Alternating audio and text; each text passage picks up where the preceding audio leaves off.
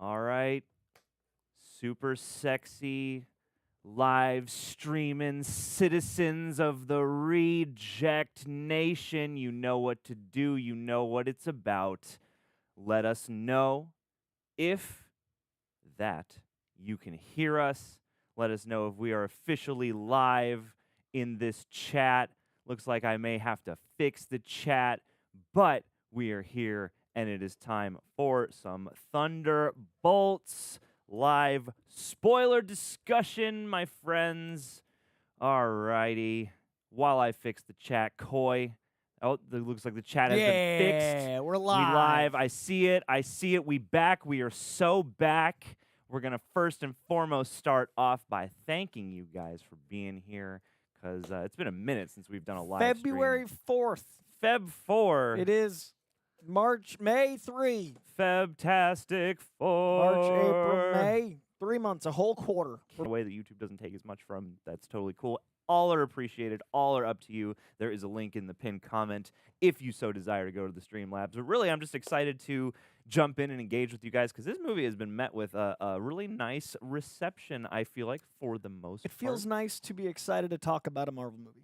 I know, right? And like to have one where you're thinking to yourself, like, man, I'm excited to go out and hear some more opinions, Yeah. you know, and yeah, grab some other perspectives. And it's one of the ones in recent memory that I'm like especially excited to just go back and revisit and kind of see how it hits me on, you know, second, maybe third viewing. Seen it twice already. Oh, For that reason, I okay. saw it immediately as soon as I could again. Okay, I went round to the two. premiere, and then I went to Vidiots. Vidiots? Really cool way to see it at Vidiots with that Dude. crowd. It was pretty dope. Heck And the composers came yeah. out and spoke. So I talked to them Oh, briefly. Sunlux was there? Yeah, dude. I had no idea till the credits. I talked to them on the red carpet, but that's like 2 minutes. And then at the little event, they actually came out and did like a 25-minute Q&A. Okay. Sunlux did Everything Everywhere All at Once, as well as this. Yeah. Found out a really cool thing. They the film was so tight and so knowing what it was, they actually got to be part of the pre-production. So a lot of the actors got to hear their suites and got to be like, they had the score ready to go as they were filming, which is not the norm for something of this scale. So they got to so be like an cool. integral part of the whole thing. Really nice guys. How beautiful. I am very jealous, Coy. It was a cool thing. You We both love into the Vidiots. interesting movie That's where I got this shirt. and musical. Oh, hey. Everybody's like, oh, shill, Marvel. Marvel didn't give it to me. Vidiots. And Vidiots by way of did. Sunlux did. I'm sure Marvel gave it to Vidiots, but I got it. Support your local boutique cinema Yes. today, I all love right? that place, dude. I haven't been to Vidiots since they moved into their new space. Dude, I you gotta went go. and saw a great double feature once upon a time of The Invitation and Cheap Thrills, which was bonkers. It's a nice duo. I like that. I respect it. Is. Kevin Meek, thank you for joining us in the chat. It's good to see you. Doe Eyes, Robert Preussier, Elia Chaya, Naval Brar, Dan V900, an MVP of the chats, who we got, Eddie Nexus, or Edie if you prefer, Nikisha, Emerald, Kenneth Valenta, Kenson, Ivan Lopez, gang. We see, let's get everybody's number rating first and foremost. And actually, while I fire off the final little, office-y thing I'll over ask him. here, I'll ask him. 1 to 10. you can, yeah. All right, so we're going to go 1 to 10 in the live chat. We're going to get a general consensus of the whole experience. John has seen it. I have seen it, but we saw it separate, and we have not yet spoke of our own numbers or experience. So we're going to do that probably to kick us off. But the whole joy of a live is you guys are the co-hosts of this experience. I want to see what you all thought of this. For me, incredible good time at the movies. On a scale of 1 to 10, 10 being the highest, 1 being, Roger Corman's Fantastic Four. So actually, Hey, no, I didn't even give that a 2. shade I didn't even give that a 2. Roger Corman. I was trying to think of the alright? worst, but He there's was probably worse. out here making more Doing his than his best. means would Doing imply. his best. He is an inspiration to film makers everywhere. But Yeah. yeah, leave us your number rating. I see an 8.5 to 9 out of 10 in here early on. I see an 8 out of 10. Let me do this on the other chat window Whoa. so you guys can see. Wow! We were not Now we're live. flying. We were not live. Now we we're were flying. live, but we weren't live in the chat. This is a lot. This might be the least quirky live chat in Yeah. terms of just like foibles at the top. Yeah, but we're doing it. You know, but the one Lot of of eights. one of the weirds is that there are 2 chat windows. Yeah, so I gotta lot going on. navigate that. But anyway, yeah, a lot of 8s. 8 out of 10, 9 out of 8, 10, 9, 7.8, 9, 8.5, 7.8. 12. I like when people 12. I They love that. I push it like when past people 11. use the pitchfork rating scale and go for like an Little decimal. I 8.75. respect it. Yeah, yeah. I'm a decimal man. I like a decimal. Yeah. I use Letterboxd, so I'm out of 5. Then I have to double it. All right, 7.5, 8.5, 11, 7 to 8, 8.5. I think 8 is the general most common consensus. I might agree with a 7.5 to an 8, depending on how we feel. How about this? We've got everyone's number rating. More coming in, obviously. Let's just get a nutshell of your basic thoughts before we hop into the spoilers. I'm sure, and if you haven't already, Coy's got his own channel where you can see reviews. I did a full 10-minute non-spoiler and a 20-minute spoiler review, and they're both two of my favorite reviews because I had a lot to say about this one that was like from the heart. This brought out a lot of thoughts in me. My overall general thoughts, in brief, is that this to me felt not only like the most confident Marvel movie in a long time, but also the most that got what we love about these films in a long time. I feel like, we talk about things feeling like they're studio interference. We talk about things being too blank or too plank, where it's, too otherworldly, not grounded enough, or too comedic and not sincere enough, and or too dry. It feels like Marvel has been doing like an every other for a little bit for our experience. And I think this is the first one in the new era. I think this is the first one since Bob Iger came back that he had greenlit and they had kind of shepherded in the post-pandemic era where it wasn't just like, make a lot of it. And to me, this felt like that. You hire a director like the guy that makes Beef and lots of incredible music videos. You get writers like the ones that are on The Bear, and you make this a very heartfelt, emotionally driven story that still has Marvel humor, but the Marvel humor never comes at inopportune times for me. The story always feels just and like it's actually serving the narrative all the way through. You make sure that that story itself is full of heart and compassion and the morals and ethics that I get out of comics.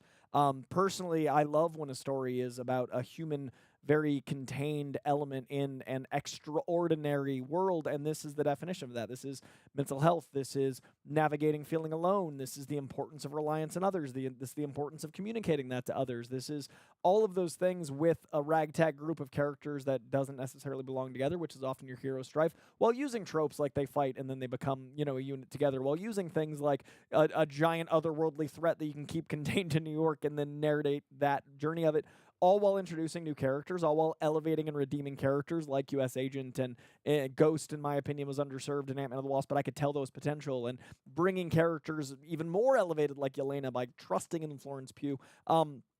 This felt like an Avengers-level event. This felt like a beautiful, grounded, larger-than-life story, and this felt like the comics. And to me, I had a really great time with it. So it also was one of those things where it made me like characters that I'm neutral on in the comics even more.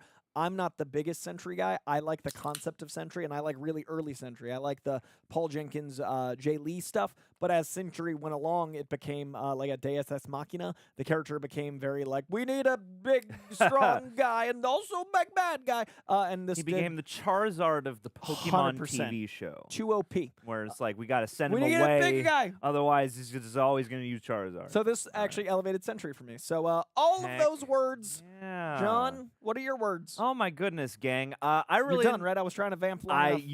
You vamped so precisely, Coy. I saw Give the it up body for language. Coy's I vamping. saw you like a. I'm like, oh, now it's John's Give it up time. for Let me Vamp finish Coy. This. I Vamp, think vamp, the things vamp. are everywhere. I'm doing my best to grow the octopus Everything, arms and being everywhere able all to at once. quadruple task. This is again, I'm almost elated just at how few things have caught fire during Knock this live on stream. wood, John. Come Also, I see that we've already got some super chats Thank in, you. which is a huge, huge blessing. Thank you guys for your interest, and we will hop into those pretty quick here. But yeah, a couple off the dome thoughts, and if you want a little deeper of a non-spoilery dive, Roxy and I did the Out of the Theater review for this channel. But yeah, I enjoyed this movie a lot. I'm really excited for a second viewing. I haven't had a chance because it's been kind of a thick week, and one of those weeks where like you have the set schedule and then all the things like popping up on top of it and around it and to the side of it. So yeah, the movie itself, when I started, when we sat down and it started rolling, I was into it. The first half was kind of like the movie I was expecting it to be, and then the second half really started to crest up into something kind of wholly different, or at least that, sort of built on and like leveled up from the starting point, which I thought was really cool. It gets kind of mind-bending in a really fun but also very personal way that I didn't see coming for this movie. And one of the things I've said in the reviews was I kind of went in expecting that this would be Suicide Squad. And yet it's, or like a Marvel version of that. And I quickly lost that thought in my mind through it, like as the movie kept progressing. I think there are things about it that could be maybe even. It's one of those movies where any gripe I have is like just an instance where this could be even better. Like I like what it is, and I like the ensemble such that it is. I mean, obviously Florence Pugh and David Harbour and Wyatt Russell to a degree get sort of the most to do. I wish there was a little more for Hannah John-Kamen. Obviously, the whole Olga Kurylenko thing is a bit of a meme. But yeah, I really liked them going for a plot that was mostly driven by, these anguished characters who are dealing with their lot in life, how their, setups for greatness did not pan out the way they were supposed to or the way they expected. And I found a really natural, assemblage of the team given that, this idea. Like, somebody in one of their, it was either Dan Merle, Jeremy Jones, or something, somebody pointed out in a review, and I thought it was really astute, that, like, there are numbers of times where characters look like they are making peace with the fact that they're probably about to die, and they're okay with that. And I think that's, like, a fascinating little bit of pathos for this movie to carry. I really human. Yeah, and this had, I don't know, like, I keep hearing the phrase best since Endgame, and I feel like that phrase has kind of lost meaning because every pretty good Marvel is the best since Endgame by somebody's metric. I think it's like the third or fourth for me because there's been like 12, and I looked at my list, and it's up there. And I think we undervalue Phase 5 and 6 and overvalue certain feelings of nostalgia with Phase 1 through 3 because Phase 1 through 3, I think, had less pitfalls, but there's more volume in Phase 5 and 6. But I noticed there's more buoying of the TV shows to elevate my 5 and 6 than the movies. Phase 5 for me is literally half and half. I thought 3 were very good and 3 were less than very good. Yeah. And I don't think they had that bad of a batting average before, but that's still a better batting average than most shared universes. But the highs are even higher than the batting 500 than I think people give credit for. Yeah, I think that's a fair assessment. And this, is definitely one of the best ones to me, and is certainly one of the most interesting. It's hard to top Guardians 3 for that's my favorite taste. Since, but this, gave me something that I've been craving from the MCU for a little bit. Dive into who this B squad of sorts is, get a sort of strange set of circumstances to pull them together. Louis Pullman's in Top Gun. He's not like in Top Gun Maverick. So like this was my first exposure to him, and he knocked my socks off. Like I could, Aaron Alexander asked, could you see Steven Yeun, because they were originally going to cast Steven Yeun for this role, and like I could, but I really loved what Louis Pullman brought, and it's one of those things where, I could imagine other actors doing it, but what he did, I felt was like pretty definitive. And Marvel has had, I've used an example recently, especially with movies like Multiverse of Madness, where like sometimes you're watching something and you feel like you're watching the definitive version, and sometimes you feel like you're watching one of many possible versions. And so like a Multiverse of Madness to me felt like one of many possible versions, whereas like this Bob felt like the version for this world. Yeah, and so like what the story is about, the emotional threads that it pulls, and the way that it ties those into the more sci-fi elements of the plot as you get into Void, who I really liked. Like, as I was worried at first because of Sentry and all this like power of 1,000 suns or whatever. And going toward Void instead created this cool 1-2 punch of like, okay, cool, I get to anticipate, I imagine, with less comic book knowledge, I get to anticipate what Sentry down the line could be, and also now I get this cool, weird Shadow Grief Man character who also brought a visual flavor that I thought, while conscientious for a PG-13 environment and a bit of a trope, was also done in a creative enough way that I was like, oh, that's actually pretty neat and pretty spooky and sinister. And while I think there are things about this movie that could be like that much greater if given more time, I think the movie that they made is conscientious and well streamlined for what it is. So there are things that keep it from being like friggin' great for me, but it's like it's so close. For me, it's 4 bordering on 4.5. I rarely get 5-star like any movie. I've given given 25 films 5-star in the history of movies, so 4.5 is really high for me. But I do want to hear 3 fun Sentry facts that I gleaned from the experience. Let's get some facts, gang. 3. Okay, do you want comic book first via Paul Jenkins, the creator? Okay. Do you want casting first via casting director Sarah Haley Finn? Or do you want anecdote from Louis Pullman first? Ooh. I got all 3 for you. Ooh. I did my rounds at that carpet. Let's build up. Okay. Let's go comics, then Haley Finn, then Let's go Louis P. chronological. Yeah. Okay, so fun fact from That is the how comics. you laid them out. It felt right. Fun fact from the comic books: the invention of Sentry from Paul Jenkins was actually something he cooked up 5 years prior than Marvel letting him release it. He had a bunch of successes at Marvel, and they gave him carte blanche to do any character. They offered him Spider-Man, which he eventually did do, and he's a fantastic run. They offered him X-Men. They offered him all of, at the time, the highest characters. A lot of those are still like the most, viable characters. But he's like, no, that thing I pitched you all those years ago, that's what I want to do. It was really important to him that there's a character that's based on mental health that he could incorporate into the greater Marvel comic book universe. So it was actually something he lobbied for quite a long time. So I've been a fan of Paul Jenkins for quite a while. Talking to him on the red carpet, confirmed that he basically was able to get the character he wanted by way of kind of like the movie studio method of like one for them, one for you. I've been lobbying for this character, now it's out in the world. So that is the origin of how Sentry came to be in the comic books, along with Jay Lee, an incredible author, Jaeelee. Check out his art. And then on the casting director side, Sarah Haley Finn, I am such a huge fan of. I've wanted to do a long-form interview with her forever. We finally got to do an on-camera interview. At every premiere, I literally go over her and thank her, because I feel like the casting director side of things is so underappreciated, especially with a shared universe where you're mapping out 10 years, you're anticipating chemistry, you're making comic fans happy, investors happy, directors happy. You're doing a lot of juggling and alchemy. So I've always appreciated what she's been able to do with chemistry long form. And I found out from Sarah Haley Finn during our interview that Louis Pullman was one of the final contenders for Spider-Man all those years ago.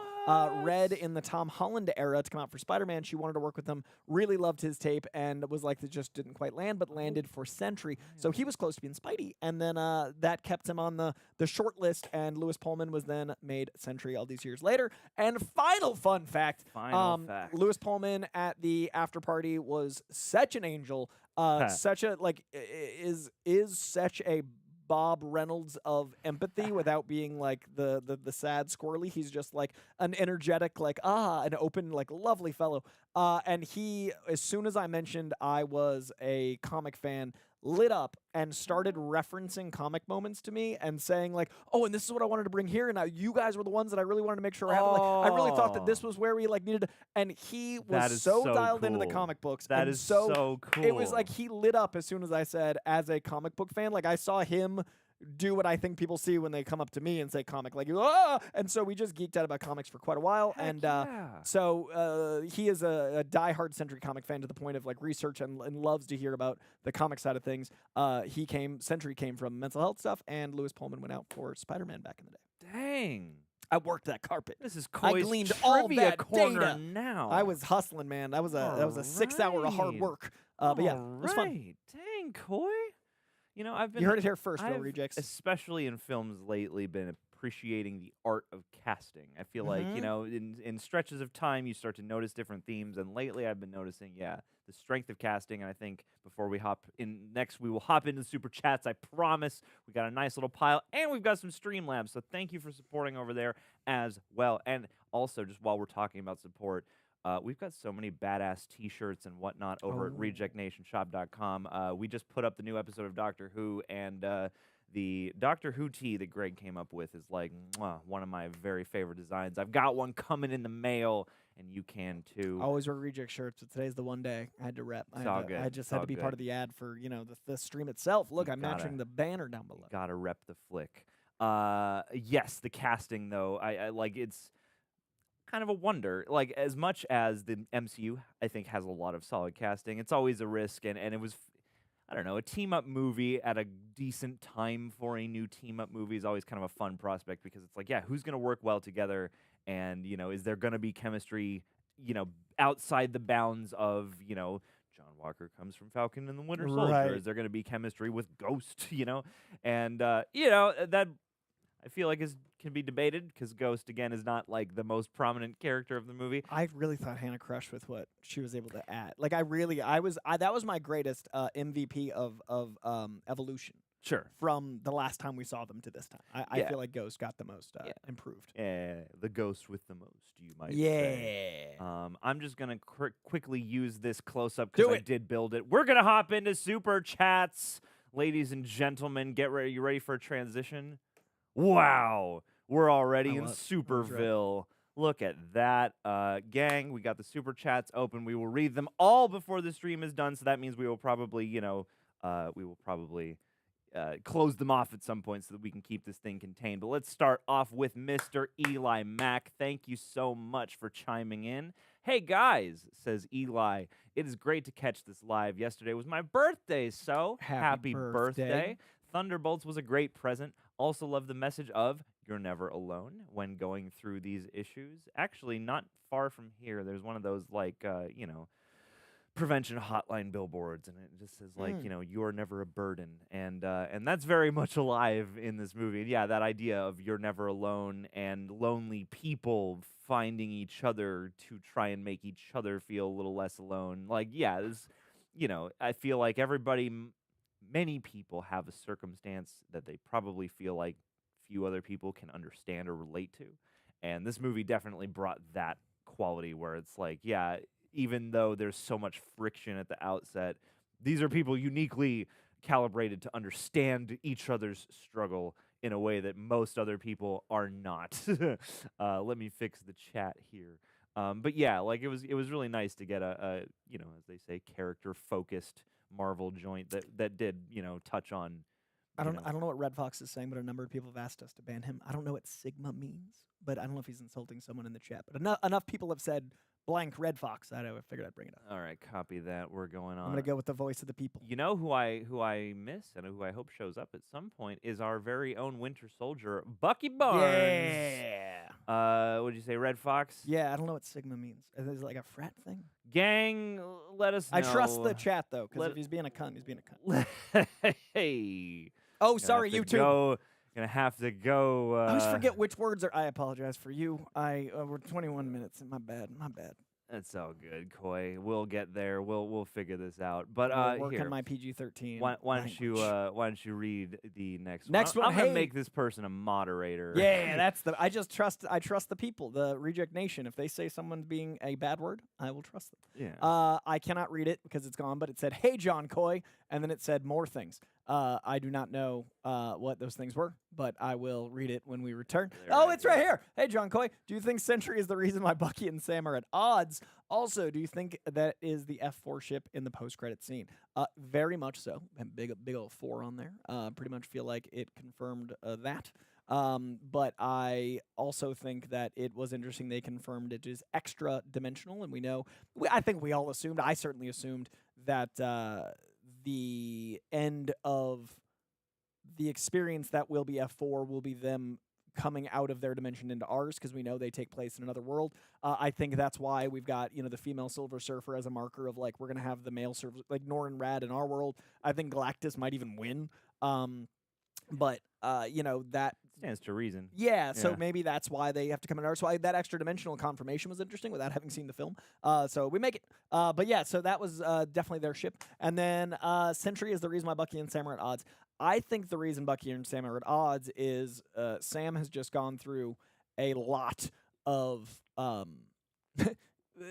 proving himself as Captain America. Like, the dude's like, in real life, Anthony Mackie has been having to deal with the people that are probably like Red Fox. And the other side of that is Sam Wilson having to prove to people like, Thunderbolt Ross and, the nation at large, like, you're not Steve Rogers. I know, I'm Captain America. And so I feel like as soon as he finally gets to be Captain America, Avengers with the Z pops in. So I think there's a bit of a conflict of like, I got this. But I'm sure there's more to it on top of that. It's also, Sam Wilson is a very by the books, this is the way it has to be. And like, but he's not a blind, spangled, listen to government, which neither Cap is, which I always appreciate. Like, no one's just blindly following orders because that's how you get Nazis. Mm-hmm. So I think that it is a thing where the government is like, these criminals are Avengers, and he's like, but us heroes are Avengers. That's not, no. So I think it's multi-layered, and we'll see. Absolutely. That was a good set of thoughts there, Coitus. Mayank Rananavare, thank you for your contribution here. And yeah, I mean, like, I don't know, briefly, it seems like Captain America, like Sam Wilson, Captain America, and Bucky Barnes right now are in sort of like uniquely different roads that are almost opposing, because Bucky is trying his hand at the sort of like, can I affect the system from within the system? Can I pass legislations and stuff like that? And as of the events of Cap 4, obviously, you know, Cap can't be on any better terms with the governing body. And I feel like that's interesting that both, you know, Falcon and the Winter Soldier kind of did that. Like, I think Bucky becoming a congressman and trying to fix things from within, and then that line of like, oh, you guys are causing change, but you clock out at 4 p.m. That is, you know, how I feel about government, and I love hearing it in something as big as a Marvel movie. Hey, it's Bucky Barnes Bucky in the chat. We'd love to see We were just talking about you and fictional moderator you. Look at you. extraordinaire. Do you think that'll hold? Do you think we'll see a lot of Senator Bucky, or is that a brief? You know what's funny is my fiance had never seen any of the Winter Soldier stuff at all. She's seen some of the Guardians. We went and saw all the Spider-Man. We did the whole Toby to Tom Spider-Man at theaters run over those 9 weeks. And then we saw Deadpool and Wolverine together. And I think that might be all she's seen. She was asking me, she's like, oh, if he's always been a congressman, how do they explain like him not wearing a mask? And I was like, oh, what an experience you had with like this congressman with a metal arm. Like This her metal context arm was guy like Sebastian Stan, who has congressman. murdered people Yeah. and like been parts of like we've massive elected- crazy yeah. We've elected much less savory individuals. That's true. But like I really like that they gave him that that enough oomph that she was interested in it. Yeah. So I think Bucky trying to do that and giving us that was really telling for the character, which I love. I hope that it's not actually the Fantastic Four in the ship. I hope it's just like a decoy. Oh, like they just Howard the Duck in the ship. Yeah. Because I mean that's Doomsday essentially. Or it's the other We're setting up Fantastic Four, Doomsday, which is right? like Hulk, Spider-Man, Ghost Rider. You know, there's been like other Fantastic Four. It's them. There are other Fantastics Four. Well, when they're like retired or off adventuring and someone needs to take their place. Also, Spider-Man's been an honorary Fantastic Four member a number of times.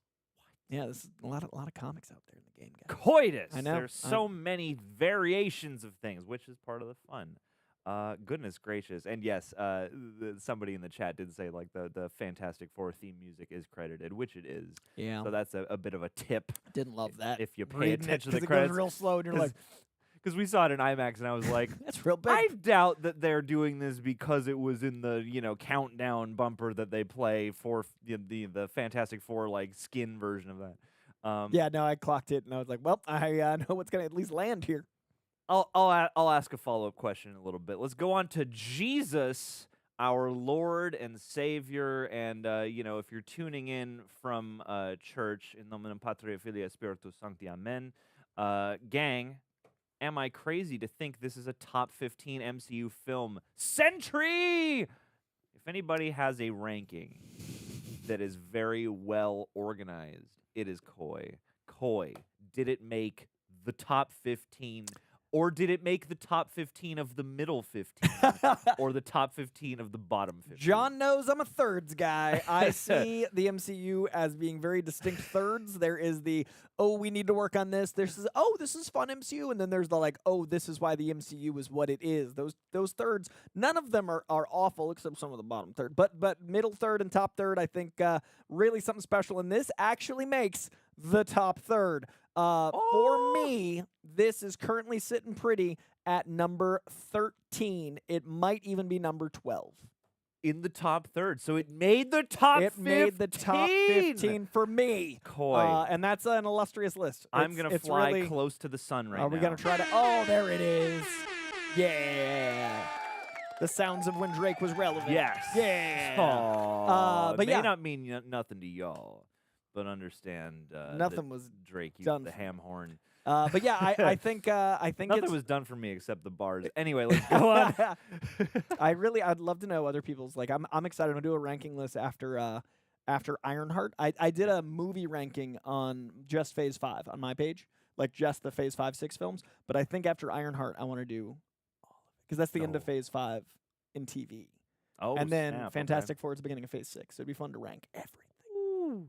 But yeah, Hey, number man, if 12 or you- 13 for me. I'm just gonna agree with you because I'm terrible. How many films deep are we now? 36. 36. All right. 36 films, and then I gotta say with TV, it's got to be like close to 50, if not 50. Yeah, And then if you count the special presentations like Werewolf by Night and everything, it's definitely past 50. I absolutely. Because that's count definitely would be Werewolf high. by Werewolf by Night Night. would be in my top third as well. You know who I would love in a Marvel thing, and then we'll move on. Is because you said Werewolf by Night, I thought of Gael, and then Oh, yeah. I was like, man, if we could get old Cassian Andor, Oh, if we man. could get friggin' Diego Luna in Yep. this universe, I would be so chuffed. So chuffed. Anyhow, thank you, Jesus, and moving right from Jesus to Devil's Dawn. Also, shouts out to Bucky Barnes in the chat saying, well, good thing is John Walker can just unbend his taco shield. Can he? It was still bent. It in the was still. post-credit I scene. feel like he would have That's his new unbent shape. it. That's it. I Bent adamantium like nothing. I adored the credits medley, and I'm sure we don't have to talk about the asterisk now because I'm sure someone's gonna bring it up. Oh yeah, but, it'll come up. If it doesn't, we'll do. But I adored the headlines and all the Also, such brave marketing. Also, headlines. What great use of Papa Dockin. Papa Dockin. Papa Dockin. Papa Dockin. Okay, are you Break down this verb I just made up. I do this a lot. I verb nouns. What would Papa Dockin mean to you? Okay. So you're verbing Papa Doc. Yes. Okay. So but Who it's is not in the MCU? But it's not Mackie specifically. No, it's the actual character Mackie played. It's a many-layered. They put Papa Doc in the credits? Okay, so Papa Doc, What happened played by here? Anthony Mackie in 8 Mile. Yes. The act of defeating Papa Doc was to come at them by insulting yourself first. Yes, of course. So Okay. by the New Avengers coining all the negatives, they are in Okay. fact Papa Docking, but it's ironic because they're Papa Docking Anthony Mackie, Sam Wilson, who is the true Oh. Avengers, making it full circle, Papa Docking. Damn. This was I'm here all all week. at the very end of the MCU. At the very end of the We're that's gonna it. cut back to that rap battle club. Because you know who could and defeat it's gonna Doom? be Mackie on stage with the mic. Eminem. And That's who Eminem. can defeat Doom. And Eminem's That's how gonna we take out Doom. battle Doom. It is a Force Ghost MF Doom. He's and gonna go to Eminem Rap Battle World. taking him out. Yeah, that's Yeah. it. You want to go to Battle World?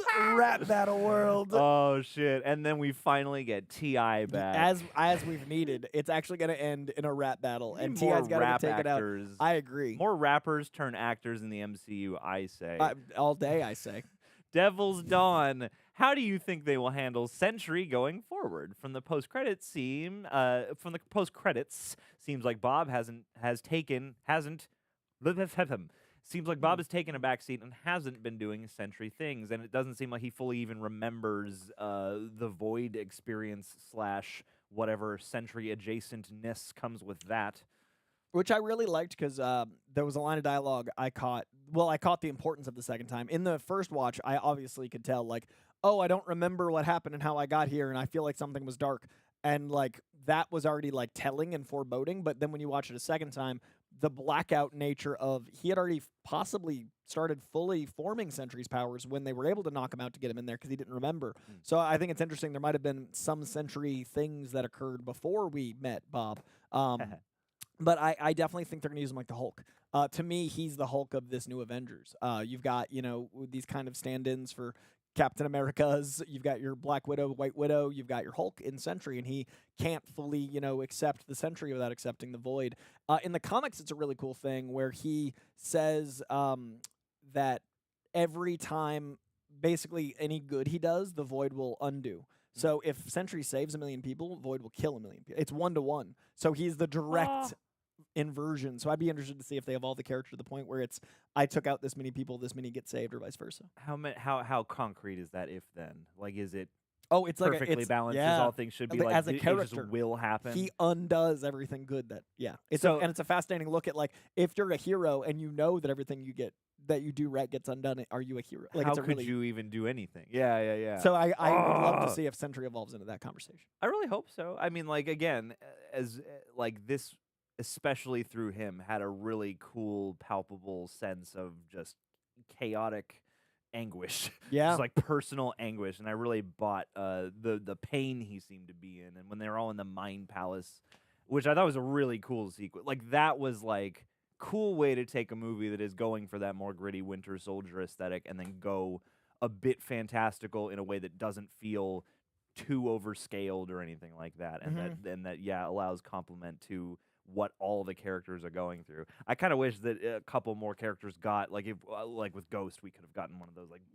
I did like, love the line they gave us to kind of answer that with like, Bucky, are you okay? Oh yeah, my past is great. I'm doing just fine. Like that was if you don't have time to do it all, that's a great way to give us the summation because that was such a perfect line. Yeah, 100%. And it's one of those movies where like anytime I have like a nit to pick, there's always something like that where I'm like, that worked out. Yeah, like again, like this seems like very much the movie people wanted to make, and like it is honoring everyone's intent and their effort. Whereas like again, something like Cap 4, you feel for the creatives. You're just like, I don't think this is what you had in mind. But yeah, I'm very excited. Like I hope that they embrace that with Bob and Sentry, and that we keep seeing them, and because that sounds like a really cool source of personal tension. Like, yeah, he's probably capable of some really cool looking action, but yeah, like what's the toll? Should he do it? You know, and I imagine that'll bring a nice flavor. I also love to the character of Bob as well as all those. And the lines we're talking about also add such human elements of insecurity. I like that we got that with Bucky. We got the gun scene with U.S. Agent who's like clearly just like, I got guns, I'm securing myself. And then like the insecurity of like, it's a nice long gun. Does that make you happy? Like making a dick joke about male insecurity will always make me laugh. So sure. I dug that. Yeah, I mean, his gun is very long. It's very long. He's got a very long gun. And that makes he's very proud of it. He's very comfortable about it. He is very comfortable with his long gun and his bent shield. Taskmaster, I see in the chat, deserved much better. Gang, leave us your Taskmaster thoughts, because I am sort of fascinated by the way that they chose to handle that. And I'm sort of not sure how I feel about it. I feel like that character in some ways deserves better. In other ways, I'm like, that's kind of fun and funny in a way to at least. I don't know. It's kind of like when Slipknot died in the first Suicide Squad. And you're like, well, okay, surprising no one. Good to see you. You know, but yeah, leave us some thoughts on that, because I've people make a point of touching on it, and a lot of the reviews I've seen have had very funny ways of, like, in the form of the review commenting on just how short-lived Taskmaster is on screen. But Jamco, let's do this. The Jam Company, thank you for stoking the fires of chat. New Avengers appear significantly more powerful than the original team. 3 super soldiers, a teleporter, the second best Widow ever, and Sentry. You know, I hadn't thought of it that way. In a lot of ways, it felt to me like this was a down, like not a downgrade in terms of like I don't like it as much, but like, you know, a downgrade in terms of like mass reaching power. But if you like actually wide-scale look at the original team, it's going to be a god, Sentry, okay, Black Widow, Yelena. White Widow, Hulk. Is she called White Widow now? I mean, in the comics. In the comics. I call her White Widow. Sorry, Hulk kind of also ties into Sentry in those elements, so a little bit more power in the old one. Hawkeye. Any one of these, no disrespect to Hawkeye, but any one of these kind of parallel. Sure. And then you've got Iron Man, who's a guy in a suit who, I mean, I would say he's more powerful than any of these guys, but maybe U.S. Agent might actually be physically stronger with the super soldier serum. Sure. And then that leaves... I guess Alexi is part of the team. Alexi's part of the team. Who's also a super soldier. But who's in the OG? Who's the original 6? It's including Hulk. Iron Man, Thor, Hawkman, Black Widow from the DC comics, Black Widow, Hulk, and oh god, I feel like I'm missing one because there was an original 6. All right, they got tattoos. Right. They got a 6 tattoo. The 6 of them. What am I not remembering? There was like 4 movies and then Avengers, Thor, Cap. I feel so. Cap, Iron Man, Thor, Hulk, Black Widow, and Hawkeye. Was it only 5, or did you just read 6 numbers? 1, 2, 3, 4, 5. That is 6. I just can't count. We can count. We named them all. We just can't in the count. Morning on the Reject Nation. Dude, I haven't slept in so long that I watched back my Andor review from this week, and I literally forgot like characters were in season 1. I'm so underslept that I was like, and who are these new characters they thought we'd know? And it's like, oh my, I am rough. Apologies for not being able to count. You're so money, baby. You're so money. I think I didn't think of Captain America because we have 3 super soldiers. So yeah, I think they're decently comparable for first team. You know, like guys, I love Hawkeye. I dressed as Hawkeye for the first premiere of Avengers. I that's the only time I've ever dressed up for an event. Coy will take as many pay cuts for Hawkeye as he needs to. Yeah, we'll get his budget back to even. But yeah, I think it is a bit more powerful because of the evolution of Sentry and but then we can't use him, just like Hulk you can't really use on your side. So it's interesting, and I think it's a fun dynamic. Now, who's going to be Sam's is the question I have. That is, yeah, and I've heard just the basic rumor that, Doomsday will involve a number of teams. Yeah, which makes sense. And I'm kind of saving the unpacking for when I'm Someone will inevitably. sure someone will ask, but like the meaning of the asterisk was something where I was like, oh, interesting. Like you expect some kind of title update or official label that's not the joke of my old soccer team, which I thought actually worked for me. I was going to say, I assume that in the comics they are assembled by Thunderbolt Ross, Yes. and thus called the Thunderbolts. And that's the government element of being a government-sanctioned Avengers. Sure. But actually, like, I read that rumor like 2 years ago, and I was so bummed that someone just said it, and then I was like, fuck, that's awful. Like, I was so worried about, like, the idea of it being a joke, and then it became such a heart of the film. Like, it's more of a underdog rallying. Well, because it like and in ways, I think it is interesting that this movie is like a semi-direct sequel to something like Black Widow, obviously, because it's like it comes from a place that Yelena and Alexei share that links back to like the one time in life where maybe they had some glimmers of just like normal Normalcy human and hope. joy. Yeah, so like as Which much is as the core of the film. as much as it at face value is that sort of like, oh, they're making it like a jokey thing. At the same time, it's personal, and thus I felt like they earned it. And I think that's any heartfelt joke that's like a personal inside joke. Like jokes amongst friends are usually something silly on the surface, but there's so much heart in it. Yeah, absolutely. Thanks for that, Jamco. And two, I guess to close out the new Avengers thing, I mean, they are like some of the, I guess it's the Venn diagram of like they are some of the most high-profile actors the MCU has right now, especially Florence Pugh, David Harbour, Sebastian Stan, in terms of like talent and visibility. But they're also, it's like some of their most recognizable talent plus characters who have actually worked well enough to be in this position. I feel like there's a bit of that mathing. But yeah, that's the thing I'm most curious to hear people's thought. Like the new Avengers thing, I put it to the chat. How do you feel about that? Did you expect that to be what it would be? I know a lot of people said like, oh, what if it's Dark Avengers or West Coast Avengers? I assumed it was going to be Dark Avengers, and it effectively is. And it still could be. I mean, like I guess I'm not 100% believing that these are just the Avengers now, especially when you have the idea, the way the credits go down, people aren't happy about it, and Sam Wilson's also feeling betrayed. He's got his probably own team to put together. I'm curious as to how long this lasts. Yeah, I'm so excited. It feels good to be excited. It is, yeah, and to feel like there's anything could happen in a lot of different ways is a good feeling. Destined. We'll do this one, then we'll hop to the Streamlabs real quick. Do a little back and forth, but thank you for stoking the super chat fire. As a major gun fan, James, the highest praise I could give this movie was it was most gunnish. It was the most gunnish joint that isn't directed by Gunn. The beating heart of the MCU going forward made me feel my feelings. As did I. To me, this is a perfect blend of my favorite elements of the MCU. My favorite MCU films are, your first Iron Man, Winter Soldier, Quantumania, obviously Quantumania, Thor: The Dark World. But if you look at those, like what they do is they look at a character study. Like Iron Man is looking at like his, his opposite and trying to become less of a warmonger, and that's represented by Warmonger and his growth. And Winter Soldier is like, I'm a, spangled man that doesn't believe in what my government is doing and going through that. And all those things are really interesting when they look internally. This does that, but with some of the gun team flavor underdog, rejects. But I like that. You see what I did there? Coy, I plugged our that's show. us. That's what we're Guys. like we're rejects.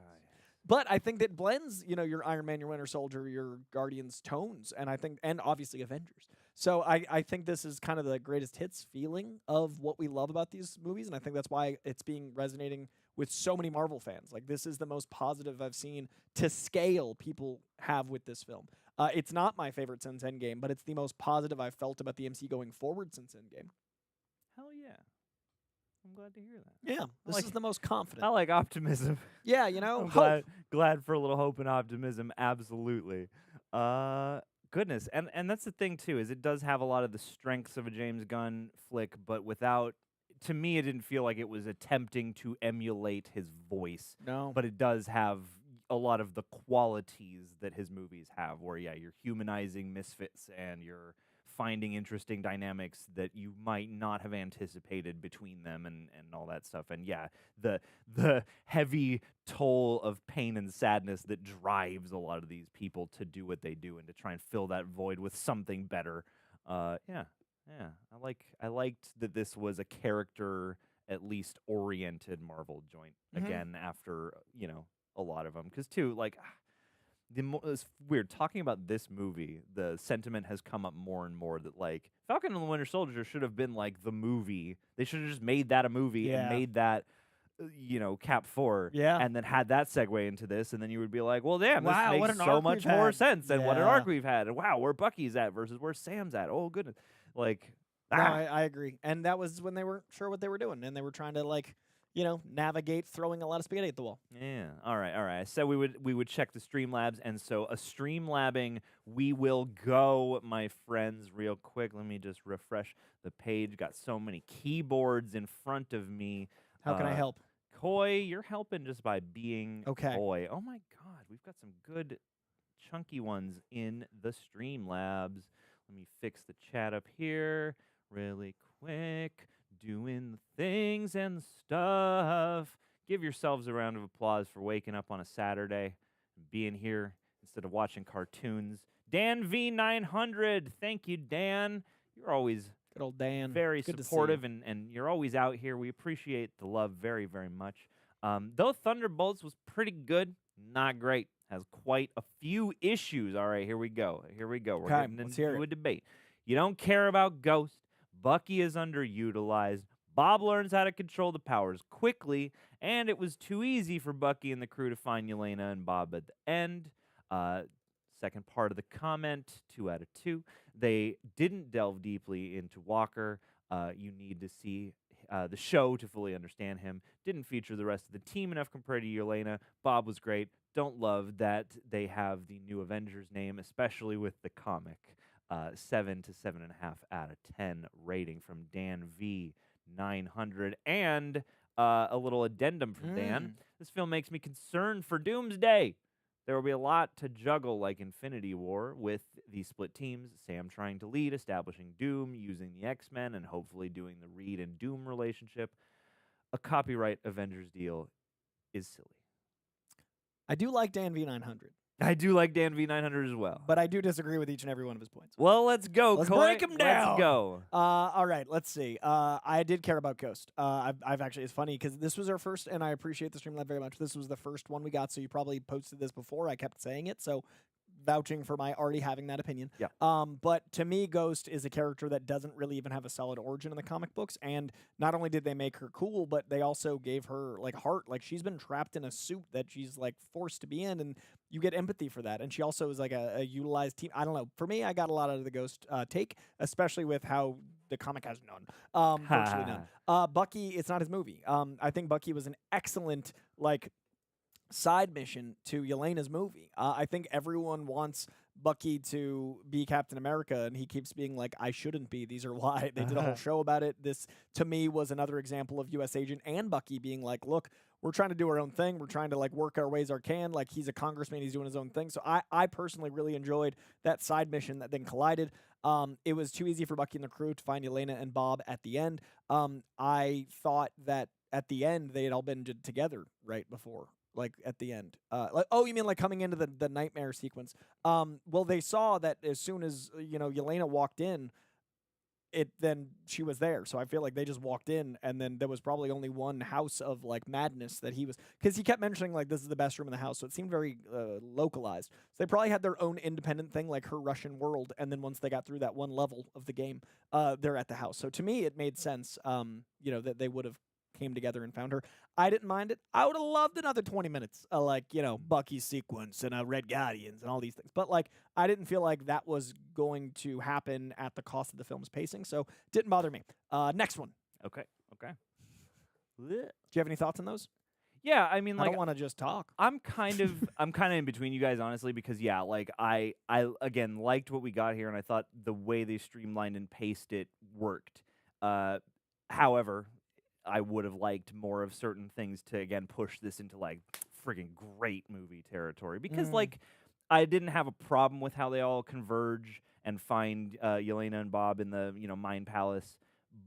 But, I certainly would have taken more cutting around to, like, how they're all finally getting to the same point together. Like, this feels like a movie that may have had more arms and appendages and was, like, as many movies are, condensed a little bit. And I'm sure at the stage Marvel is in right now, they probably didn't feel that comfortable taking a risk on a movie like this and making it 2 hours 20. Yeah, that's my concern. Is I feel like they wanted this to play a lot. Like people don't think about the actual theater budget. Like when you play at a theater and the movie's over 2 hours, it changes how many times you can play it. Yeah. So like you're gonna want that if the movie does well to play it 5 times a day in a 10-hour window plus cleaning, so 12-hour window. But like those sort of things, I think are a factor, and I think that people are intimidated by long runtimes.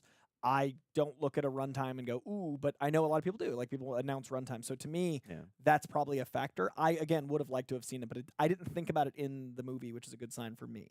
Yeah, I would agree with that. It's like the ghost thing is something I thought about a bit during the movie. And I like Ant-Man and the Wasp, and I like Ghost in that movie. So I already have a positive association. So it's easier for me to be like, cool, I already know I can fill in the blanks of what a moment for her might be, if transported into the void. Would have liked to have seen that, though, and would have liked maybe a little bit more. Like, I thought they made her really cool, and I liked her performance. It felt like part of the ensemble, but I could have used maybe a little bit more just of a personal look at the character in the text of the movie. But I'm not, like, all that upset it didn't happen because I enjoyed a bunch of other stuff that they did. But would have liked that. Bucky, I thought was utilized, I think, in the right amount for my taste because he makes sense to be present but not the focus. And he is kind of like, of all of them, in the position to kind of step up and mentor these guys because he's been here and back and there and back again. So I thought his sort of avuncular quality to the movie and his, I don't know, he's like a steady presence in the midst of all these other messy people. So I thought he was utilized kind of to the right degree. And then Bob learning how to control the powers, I'm a little torn by. Like, I feel like the idea that, to me, him learning to control the powers is just learning to keep the void at bay. Because, obviously the void can seem believe like in it's himself. fully... Like, I feel like that's confidence. Like, she was giving him confidence, and then it harnessed it. Yeah, and there is a certain amount of that, it's powers and mumbo jumbo, so there is a lot of, like, make focus face, and you can kind of do the thing. So... I agree with the I'll poor save. sing here. I think 10 to 15 minutes would have made it an excellent movie. I agree with that.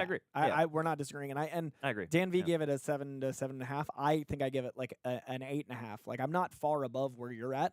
I just think some of the issues you have, I just wanted to, answer your question. Yeah, like I'm in the 7.5 to 8 range, partly because I'm like, it's that case of I liked everything pretty much that we got, and I can see a couple places where I think it could have benefited from more, and that's like kind of all of it. There's nothing really I disliked about it. I think sorry. No, and then we're on to the next one. Yeah, I was gonna say I think the amount they delved into Walker was perfect. Like he was full on bad guy in Falcon Winter Soldier, and then they humanized him, and I felt fully like empathetic for him. I don't think they could have really done a lot more time wise with him because I thought what Wyatt brought to him was enough and great. I got that understanding that I wanted. And then Yelena's the lead of the film, so I didn't feel like they were lacking in the rest. And the New Avengers, especially with the comic, this is the MCU. Like, I never personally want to go like, well, that's the comic way, because there's so many ingredients that led to Brian Michael Bendis' New Avengers that were 70, 60 years of comics. This is the MCU, which is a cinematic universe, which is going to have a different thing. The New Avengers, to me, is Contessa using branding to save her own butt. And of course you'd say it's like new shiny toy, like New Avengers is why I like it over Dark Avengers, because they are thematically the Dark Avengers and more thematically close to the Dark Avengers comic. But if you're branding something and you're taking that as like, I'm unimpeachable now, you'd call it the New Avengers, like new and improved, the better. So I think New Avengers absolutely works cinematically, and it's not the comic roster. It's the New Avengers. I think it works pretty well just because, again, they go directly to acknowledging, like, yes, but also no one's going to just accept this at face value and not, I feel like there will be certainly similar debates amongst fans as are presented in the credits medley. Blessings upon the coitus. That sneeze has been sitting on my nose for It's 10 out. minutes. It's You know when allergy it's like season, Coy. it is. It's been cold. That was good though. That was Like, good. you know, Yeah. thank you. It's been It's like, overcast today. It was it's like drizzling. brisk, and it's May. Drizzling. 7 years ago was Infinity War, and it's usually hot by the time Avengers season rolls around. That's right. It is. 13 years ago was the first Avengers. I It was is- dressed like Hawkeye right now as a wee lad. Next live stream. We gotta get that outfit back out Hawkeye again. back. Somebody in the chat, Nerds Engaged. This is a great summation. It's like I want more backstory, but the pacing was actually good, so I'm conflicted. That's and how I feel. I agree. absolutely feel that because going back to Dan V, like I could have to some degree. It's weird. I don't have the experience of watching this without the shows, and so while part of me feels like a lot of stuff would still work, I do have that association with John Walker being as well fleshed out as I think he was in Falcon and Winter Soldier. However, like I love that it's a harsh scene, but like I liked getting that glimpse into his home life and what he is actively trying to mask with his demeanor when he's in the suit, when he's with the team. And so yeah, like I feel like we're going to say that a lot. If the movie could have had latitude to be even longer, I would have loved even more Wyatt Russell and John Walker. I think this is a situation where ultimately being conscientious, I think it's good to leave us wanting more than jamming a bunch of stuff into it at this. I don't know. I don't think it would have suffered, honestly. Like the rest of the movie, this cut of the movie is good enough that I feel like they could have done it. But yeah, and I'll always take more John Walker, Wyatt Russell, no matter how problematic he is to the Marvel Cinematic Universe, and I loved his taco shield. That was very fun. And the last bit was this For film makes me Doomsday. concerned for Doomsday. There'll be lots to juggle. Oh, it is. That's been a problem. I've been worried about that. I agree with. Sam trying to lean establishing Doom using the X-Men, hopefully doing the Reed and Doom relationship. I would almost guarantee they will not be able to do the Reed and Doom relationship justice. Like, I don't think they can do that in a movie that's introducing Doom and explaining why it's Downey and all the other stuff, especially with FF. I'm worried about that as well. And the X-Men I'm excited about, but I definitely don't think there'll be time for all these things. So I'm with you on this section, but I don't think that's Thunderbolts' fault. That's Doomsday's fault. And also copyright Avengers deal, I thought was a great concept. I was cool with that because the whole idea is that it's a government brand now. Yeah. So to me, that worked out. I think that's a fun little piece of like in-universe inside baseball. And even in Falcon and the Winter Soldier, like they talk about that stuff a little bit, like branding and getting paid. Red Guardian coming out in the NASCAR jacket. But yeah, Dan V. 900, I agree with a lot of this last one. But he's only with these books. So good. That postcard was so fun. And his many facial hairs. He's got a mustache in the one scene, and then he cuts it 14 months later. He's got a goatee. I think they shot that because that's how he was at the red carpet.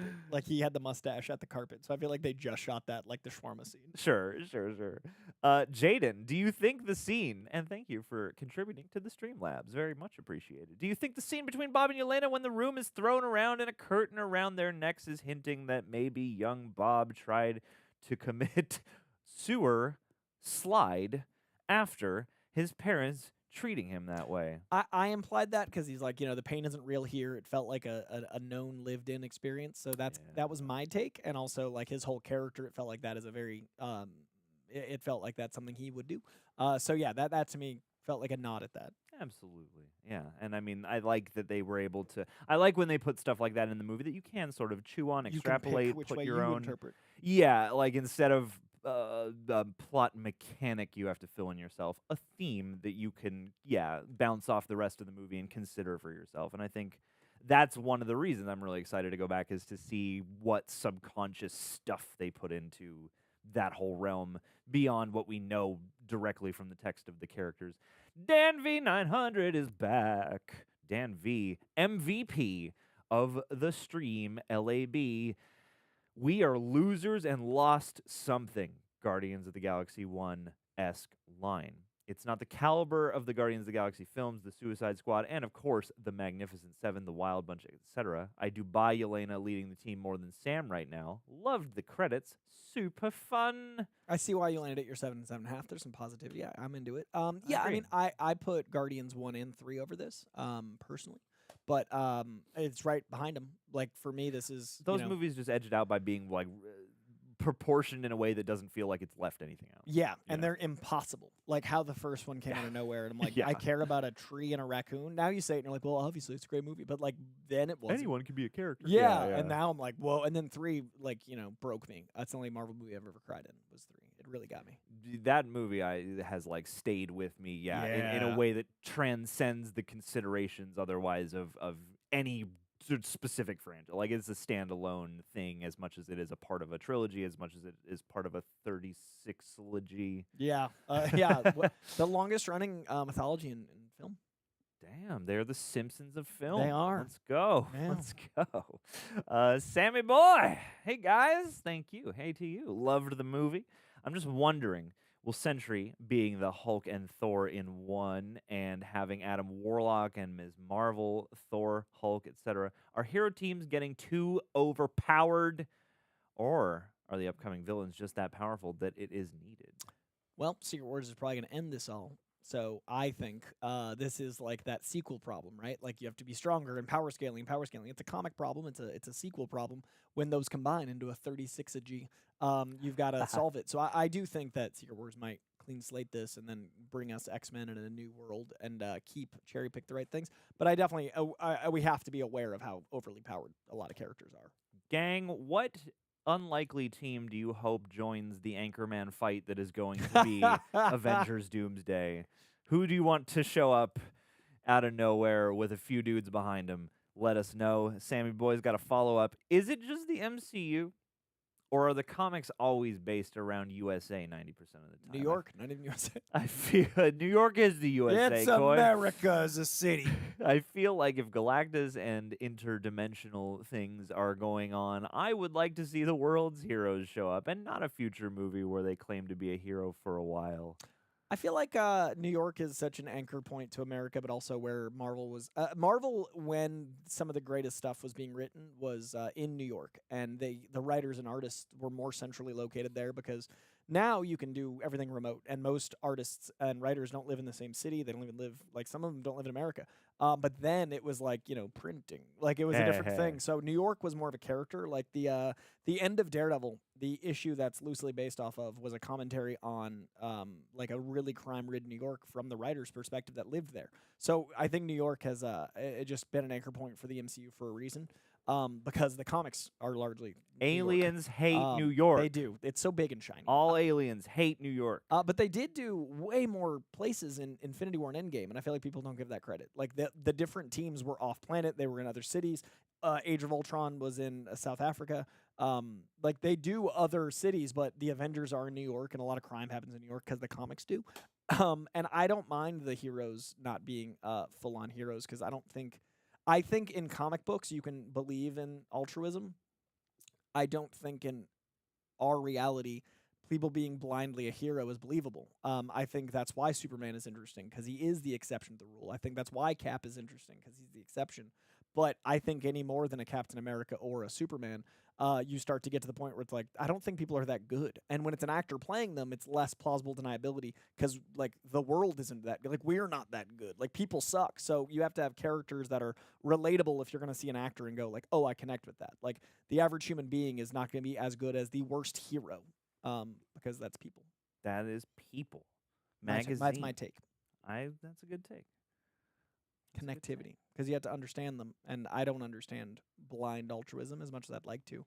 I understand characters that have been through. Yeah, you understand the search for altruism and the friggin' the inner turmoil. Difficult Sisyphean task that is. Because everyone's gone through trauma and turmoil. Not everyone's gone through like, I'm great. Look at all the great I've always done. Look at me being great. I can't even understand not being great. Everything bounces off of me, including any and all mental, emotional anguish. Sure, don't feel that anguish. Never conflicted about anything. I'm doing fine. So that's why I think the heroes are more anti-heroes in a modern world. That makes that makes a lot of sense. The struggle to maintain your goodness when it seems like there's no point, it's hopeless, you'll never save everybody, the systems are broken, yada yada yada.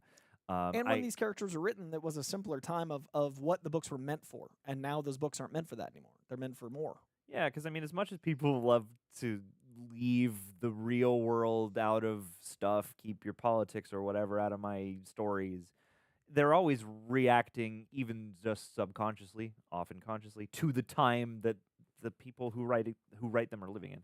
Mm. So yeah, that is our like our time now is very far away from the olden days of like swoop in and save this cat from a tree That's and it. go stop a bank robber. Like crime and misbehavior has become so much more multiform and hard to pin down in the modern age. I mean, you even just mentioned the tree. Like, that's the number one thing people are complaining about with Superman. Like, now the world is so broken, people are upset when Superman saves a cat from a tree. Now I'm like, oh God, please just let him save a cat from a But tree. that's just gonna. once. Just That's give me what's so one, crazy. Is like now that's a negative. Yeah. We've broken so far.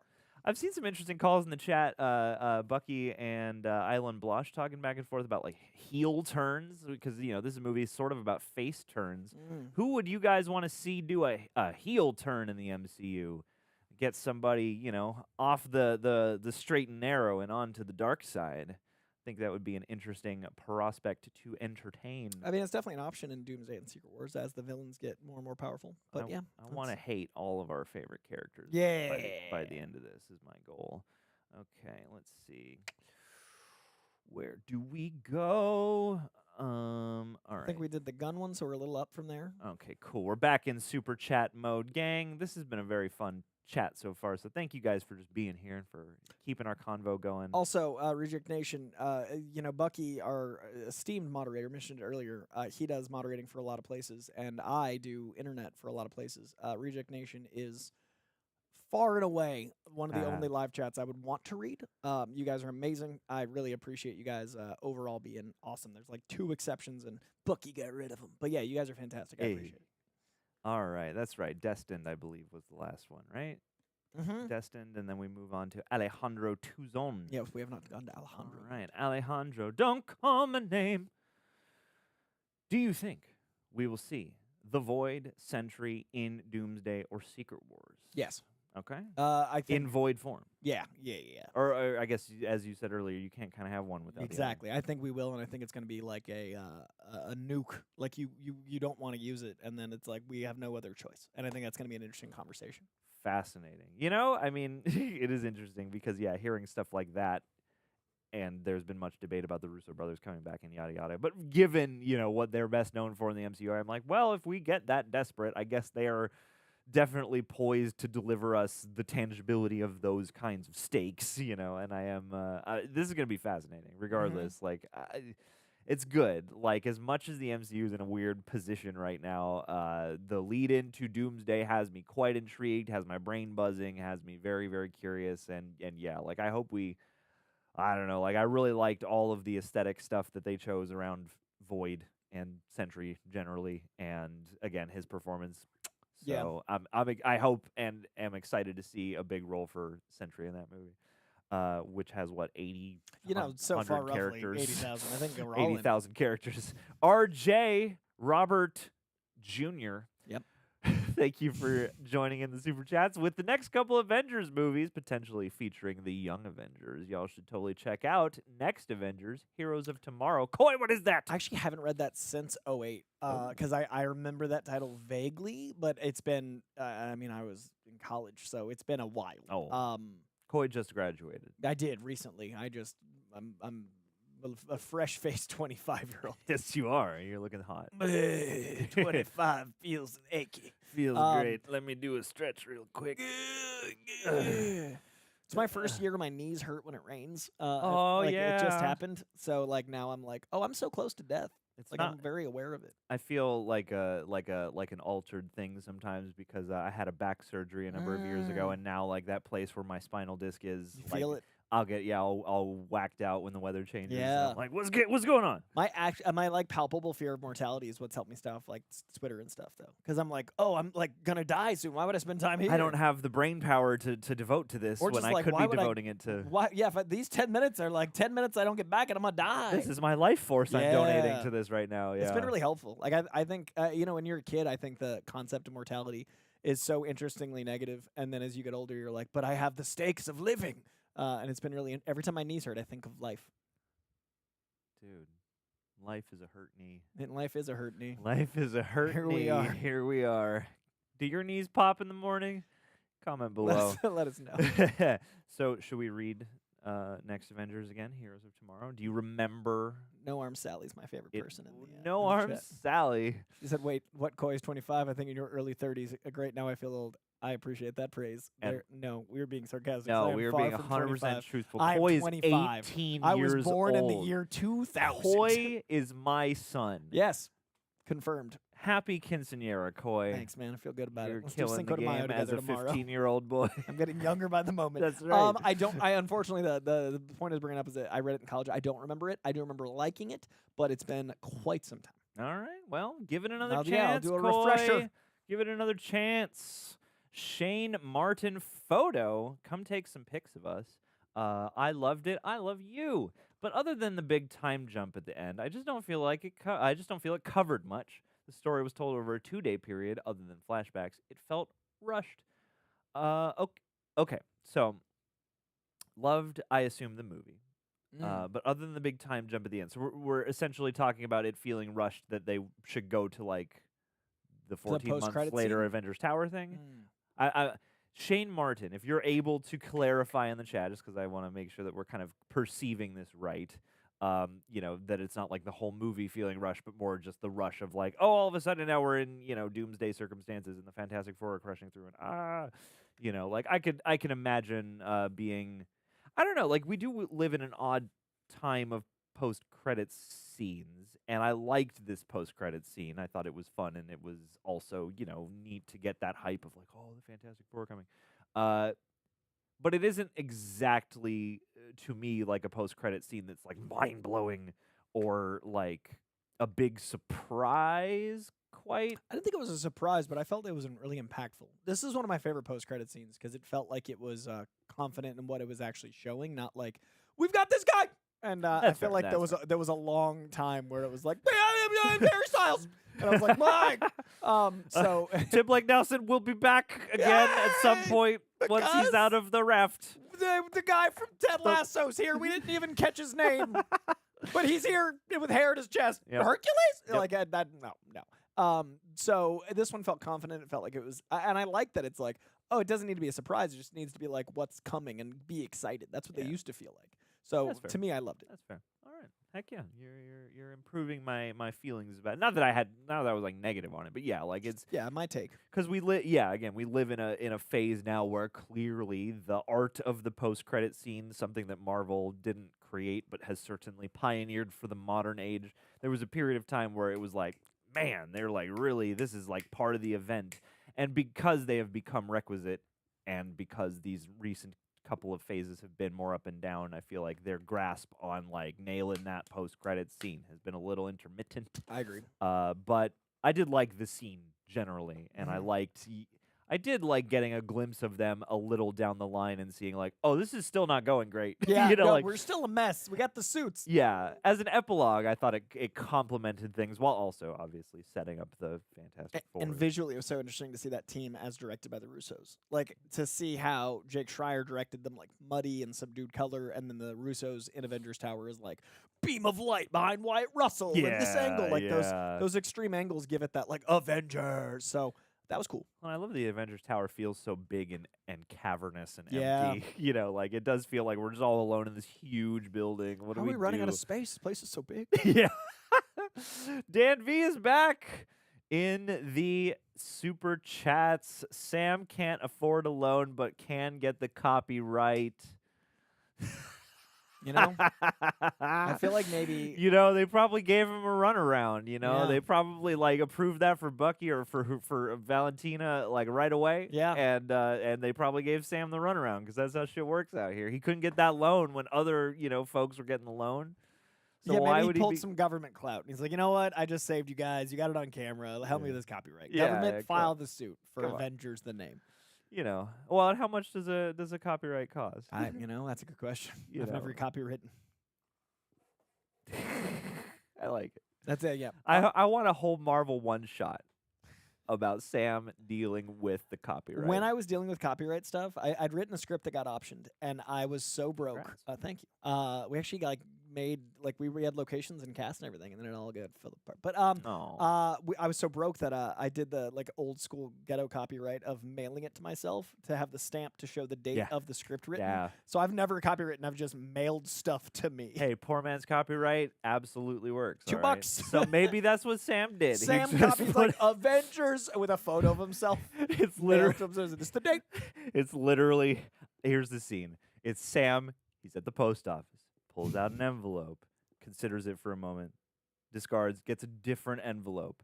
Writes down an address. We do like a slow push in as he's writing. Then we cut to a close-up shot of the corner of the envelope. And then we cut up to Sam, licks a stamp, cut back to the envelope. He places his own face on a stamp onto the envelope. Then, we cut back to the wide. He signs something, and then back to a super close on the envelope as the paper goes in, and it says Avengers name, copyright. And then it's just like a little silent movie about him trying to get that taken I like care of. the self stamp. Yeah. That's strong. I like that. That's good. That's good. what I could contribute. But yes, I do. These are the things about the universe I find very fun and charming, and that honestly, to bounce off this in a real way, because I think I slightly misprocessed it at the outset, but I literally like that about Falcon and the Winter Soldier, that they like at least bothered to be like, do you get paid? Are you on a pension? Do they have like a stipend for you? Or do you just need to be out here with your own second job? Yeah, they talk about that in the comics a lot too, because Spider-Man's so broke. So And when what- he's a team member, he's like, I don't have money. I love that though. There's a Like, great frame where there's like a 9-panel grid. It's a multiple panel grid, and it's Tony and Cap recruiting Avengers, and it's a new Avengers thing, and it's them like how each of them got people, and one is like a long speech, blah blah blah, and one is like we have this, and then it's Spider-Man crying into Iron Man, and it just says we have money, and Spider-Man going, oh thank God, and it's like it's stuck with me for years. Oh, it's just more clerical stuff in the Yeah. MCU. I think is very charming. very funny. It's honestly very charming. Makes but it yes, real. But yes, good point, Dan V. Good point. Spidey Sensei, nice name, like that a lot. Spidey Sensei's an OG. Love this person. Cheers for chopping in. Coy, what are the odds we get a real Taskmaster in the MCU now that Olga Kurylenko is out? Post Secret Wars, 90%. I think you're gonna get all the characters in their like original, the ones that didn't work. I think we're gonna get quickly. Just get Olga back and never acknowledge it. Never. No, I think they're gonna go like cowl and like all the photo reflexes, like the memory reflexes where like he can see a move and then master it, like all that stuff. I think is gonna come into play.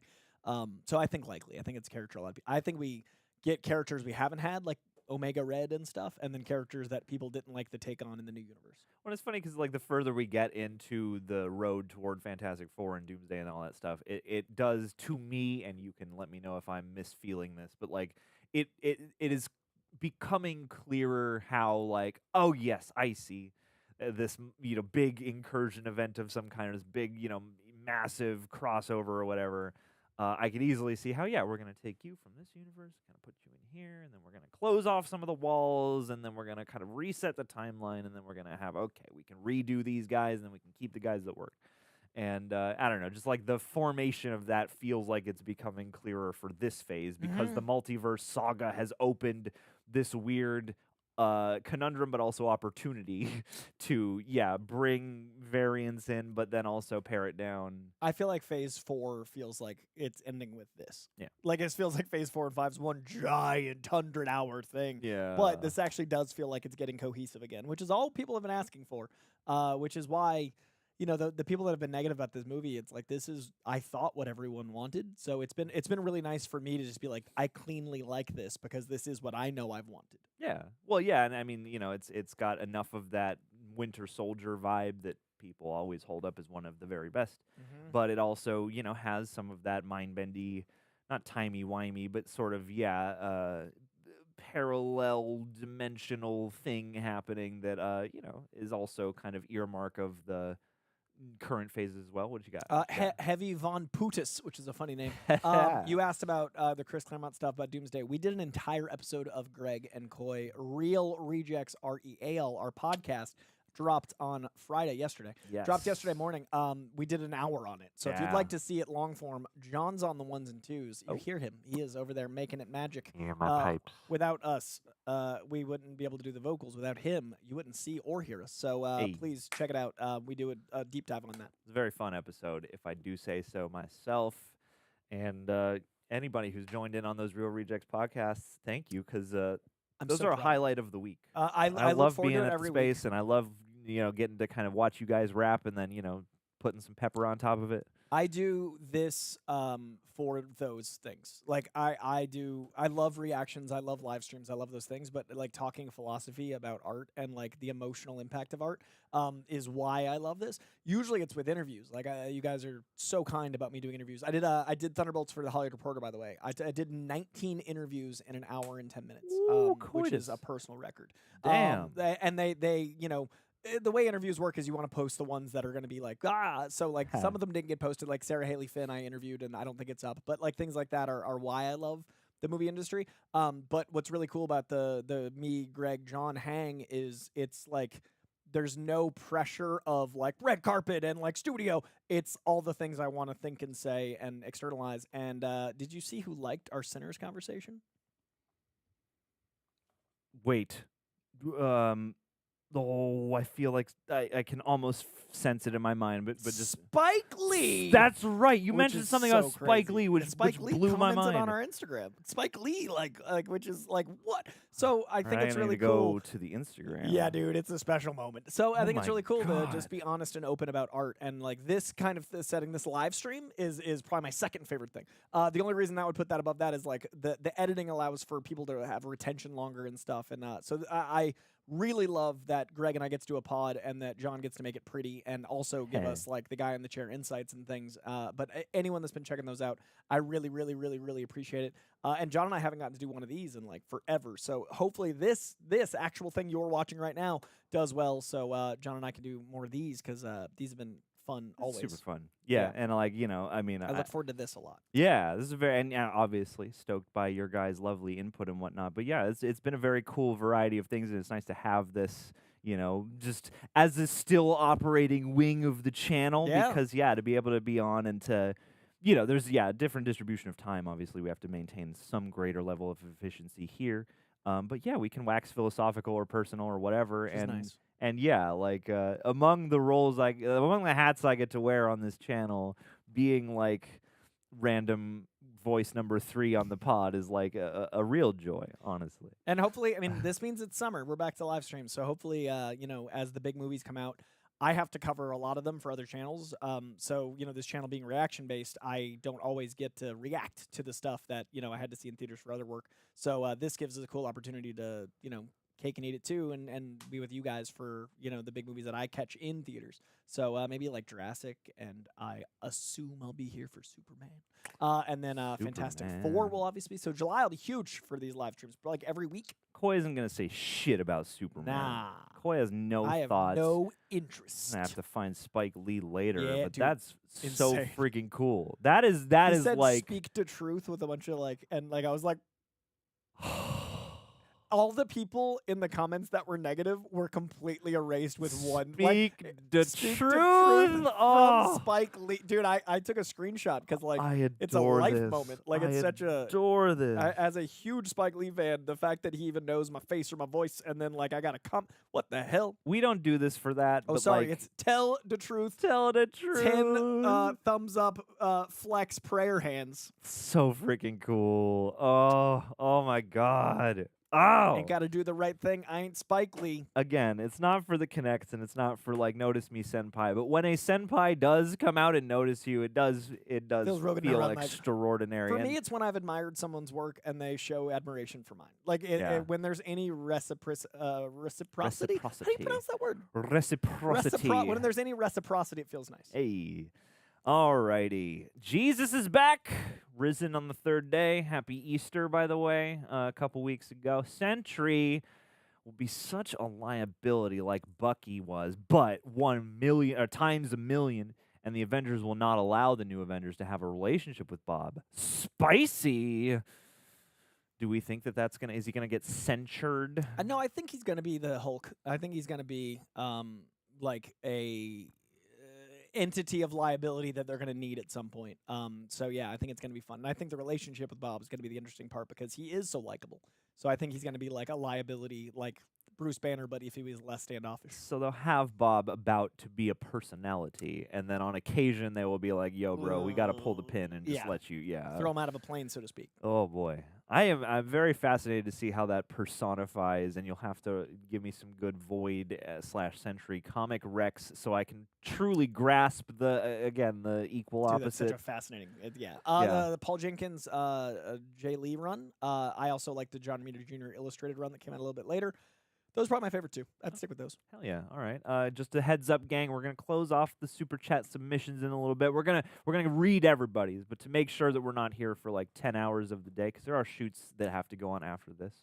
I'm gonna close those off in a couple minutes. I'll give you another warning before we do. But if you got a burning question, try to get that in the next 5 or so.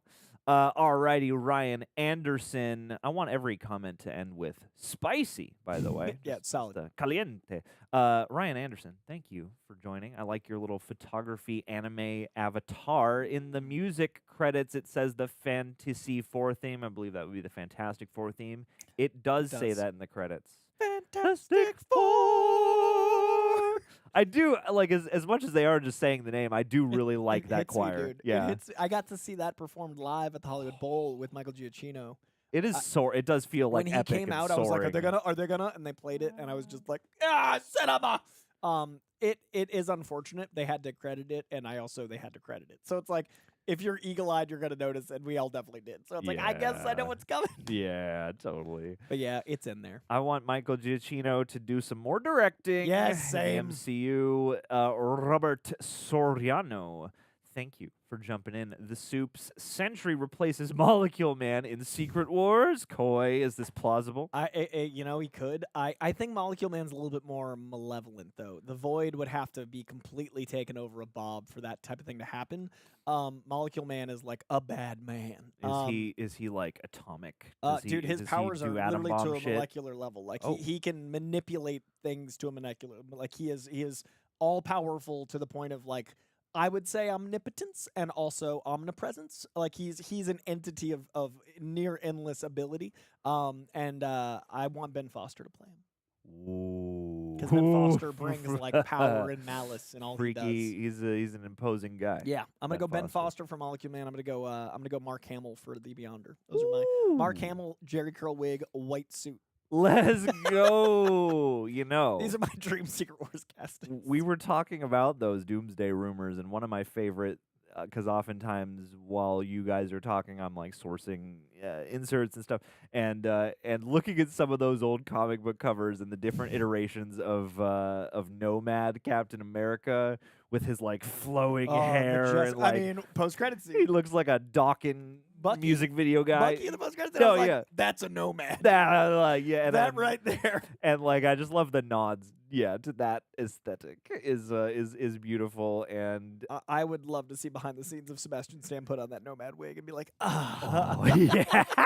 Because that dude had a fun time putting it on the first time. Well, and it's funny because like we live in a time where obviously people much malign the Joel Schumacher Batman movies for being too wacky and crazy and stuff. But like part of me sees some of these old comic book covers or bits of art, and I'm like, oh man, bring a little bit of that heavy metal and then a little bit of that quirky fantasy. I think Golden Age Superman is what we're getting with James Gunn. Like I think we're getting. I mean, Crypto's like the trailer. Like I think that we've lived the '90s.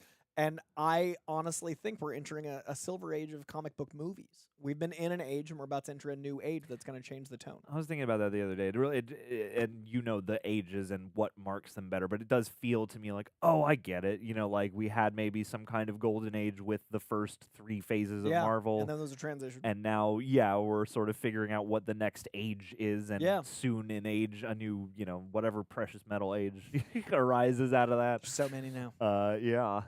Molecule Man, though, that's just sounds like dude. A cool character to get to meet someday. I hope they do adapt. Who would you cast? Comment, gang. Who would you cast as Molecule Man? Fanboy Loco, thank you for joining in the chat. Pitch Villains trapped on a remote island as a survival movie. All of them coming from rival companies in a bid for Avengers Tower, and who they have to survive against should have been Ross as the Red Hulk. What say you? That's a lot more Suicide Squad-y to me. But I do like that, we are getting so many rival companies and, all the corporate side. Like Roxxon is really big in the comics. Oxcorp sure does sound a lot like Oscorp.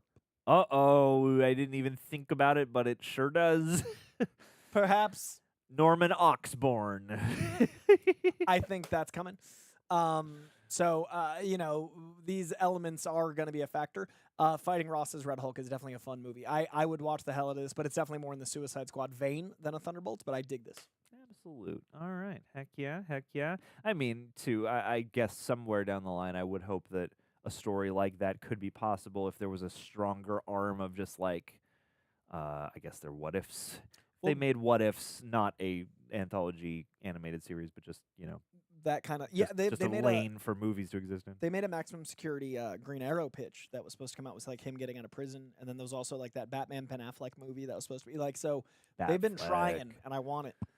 Yeah, man. Ben Affleck's been out here too talking about writing and directing stuff, and the more I hear about his approach to the craft, the more I'm like, damn, what would could have have been been cool to see. Yeah. What could have been Ben? I'm Accountant 2 gonna is so fun. give you It's very different. I want to see Accountant it. 1 is so serious. Accountant 2 is a buddy cop. Tara and I reacted to the first one and had a friggin' Dude, blast. The Accountant's one of my favorite thrillers, and I feel like nobody saw it. And then when they announced the sequel, I was like, for whom but me? And then, like, it's a joy. When we saw that, I was like wicked surprised. Yeah. I was like, oh damn, this is so cool. Like It's an actors equity, artist equity project. It's Ben Affleck and Matt Damon's company teaming up with Amazon and MGM, and I feel like it was like a labor of love movie that like everyone that worked on the first one, people would come up to them and talk about it, but I didn't realize they would ever put money up for it. And I think it's doing well enough that they're getting a third. Oh, fun. And John like Bernthal coming back. I got to interview him at in Vegas. And we talked about that movie and like the joy of coming back with the world having discovered it, and like getting to play a character that is that tone. Those interviews are on my Instagram. Yeah, and positive masculinity between brothers. That meant the world to actually get to talk to him about that because that's affected. You got a mini real one. Yeah, I got to talk real ones with John Bernthal. Hell yeah. Love that dude. All right, gang, you got a minute or two. We're going to close off the super chat so we can get through the rest of these in a timely fashion. But before that, ceramic coconut, my favorite decorative accoutrement. Hey, guys, what's a Void Moon Knight MCU story idea? All right, so you've got Bob at a bar at night, and he is minding his own business, not being bothered by anyone. And he then gets in a taxi. And when he gets in the taxi, the guy looks back at him. And, like, you as the audience is like, wait, I know that cabbie. That right there is a Moon Knight. And they are driving through, and a high-pressure situation starts boiling up. We get into a falling down situation. So Michael Douglas, high traffic, high intensity, high heat. And then just then, boom, a villain lands right in front of the car. It sets off Sentry because it literally, like, impacts the car. But we then realize that obviously our cabbie is also Moon Knight. Their other sides take over. It's Mark Spector trying to take control. It's Void trying to take control as they're being pummeled by whatever villain, and then they reluctantly team up after fighting a little bit because that's what you got to do, and take on whatever villain. That was beautiful. I was pretty proud. I think that's actually pretty sick. I kind of want to see that. Yeah. I literally was like, well, what would I do? And as I was talking, I was like, what's my next sentence going to be? I was writing in real time. Hope you like that. Dude, call Yo, K5. Call Feige, call Oscar Isaac, call my man F. Murray Abraham. Oh, into it. That's a great Marvel Cinematic Universe pull. In fact, I'm not even gonna try because that was something I would like to see. What is the live chat? You guys like my scurried pitch? I'll just have Void and Moon Knight playing chess against each other. I like it. I like it. We've never seen that with just two guys glass in a room. Chess. They can't be metal. Hey, they've probably got some pretty sweet high-tech special glass friggin' anyway. Can we go live on this one? I make sure we keep on the Oh, yeah, sorry. I wanted to highlight Lord Insidious calling out Rob Benedict of Supernatural fame for Molecule Man. Fun. I don't you know the character. I know Rob Benedict. And there it is. So I can't You're tell like, you if he would be yeah. good casting, but I can tell you it would be very fun casting. There's a running joke on Capes and Cowls that Doe is calling out to here. Paul Giamatti is Batman. Winston casts Paul If I could Giamatti do a as Paul so Giamatti. so many people. And no, and so Christian did, I'm the Batman! And it's, so yeah, shouts Dude, to, okay. to Christian. Holdovers, but it's Bruce Wayne and Dick Grayson. Gold. Alexander Payne's Batman. Into it. Would watch. We're A lot doing of wine discussions at Wayne Manor. We're doing it. Side Waynes. Deadpool little 239. Thanks for pulling it up. Thanks for pulling up in the super chats. Hey guys, what do you guys think Fisk was doing during all that happened in Thunderbolts? Because that was in the city of New York. I had thought Fisk had bought the Avengers Tower until they announced it was, Valentina Contessa something de Fontaine. I always try to get all the names and I never do. But I feel like he was running the little like side mission of Hell's Kitchen, where he's like doing the Red Hook stuff. But I do feel like the company elements building up. I know the licensing stuff. Rumor is tricky with Sony, but if that can be solved, it'd be really cool to see Fisk have some say in these corporate elements. So yeah, time will tell. And Oscorp, I do think that's a thing. So I do think the Spider-Man stuff's coming in. Pass the Oscorp is what I say. And I won't pass the Ox. Sweet chin music. And I won't pass the Ox. Oh, what hip-hops am I missing the reference to here? There's a Kendrick lyric. My hat is like a shark's Kendrick fin. Lamar. My Seeing him next month. You're First seeing time. Kendrick? Yeah, dude. Dang. I'm very excited. All right, Kung Fu Coy. Excited to see Kung Fu Kenny in an LA venue. Oh my goodness. Very excited. We got a heck of a lot of Streamlabs as well to Allegra. catch back up I missed on. Allegra in her 5 Yeah, minutes. Coy, you're not a real fan. You're a fake fan. All right, let's get on this road on I'm Did you using turn all my off the words. super chats? I turned them off. Did you accept Coy. the consequences of the I action? accepted the consequences. They prompted me 8 times, and I was like, just do it. I gotta Pour leave this at some drink.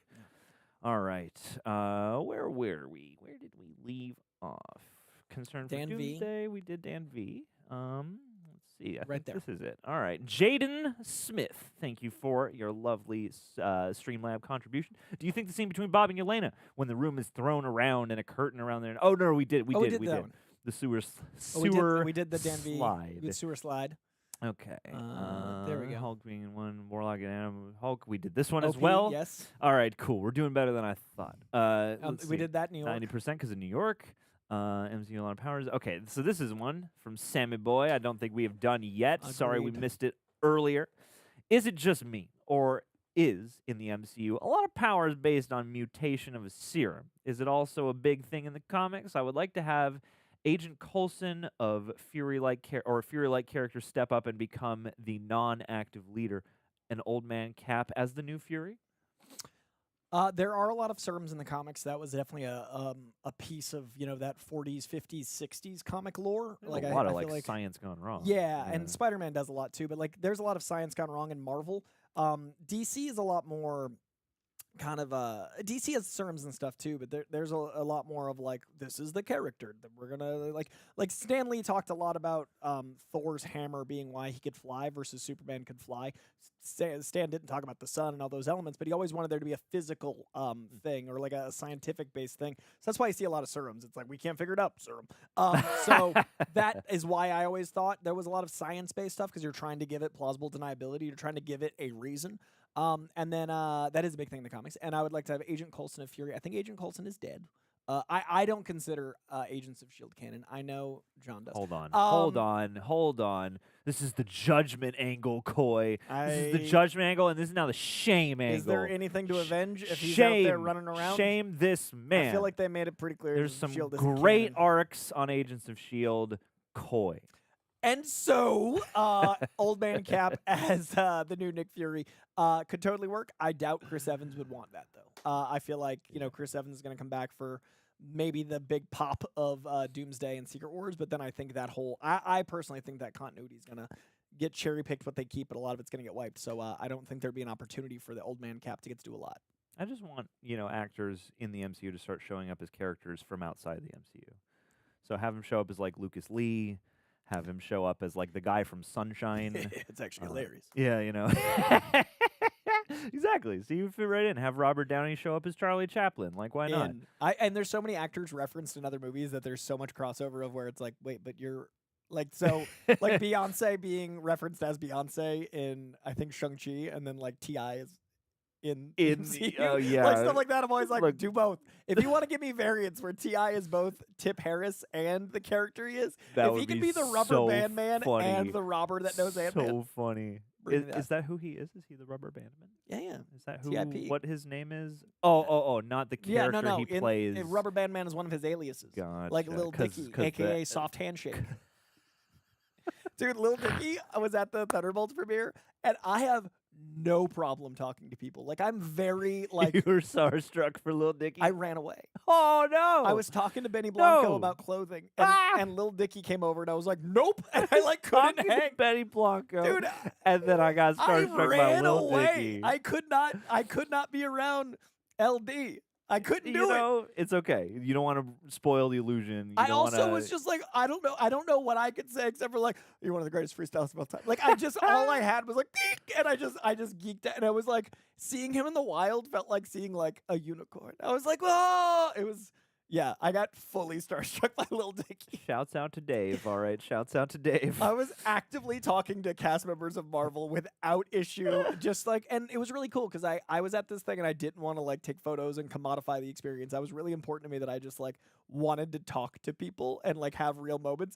And then Lil Dicky appeared, so I was like, but can't do that. And just like, oh man, save that money, LD. I wish I could have. The speed at which I left. beheld this. Yeah, just like nope. Oh man. Oh, Benny's a delight though. Great fashion. I love his wardrobe. We talked a lot about like he does a lot of matching sets with his wardrobe, and I'm always really jealous. And he apparently makes a lot of his clothes. I was like, where can I find that? Like blah blah blah. And then we talked outfits. He complimented my outfit. I got to compliment my fiance. She dressed me. Great moment with Benny Blanco. LD sprints. well, you just gotta get into some kind of real Lil Dicky centric situation where like he's the point. Where I can like honor it. Yeah, like, exactly. Yeah. Actually, no, it'd be the opposite. That would have been the moment. Yeah. Because he's casually there with like Avengers, and I'm like, boop. Yeah, that was It's okay. You gotta have one that got away, right? Always.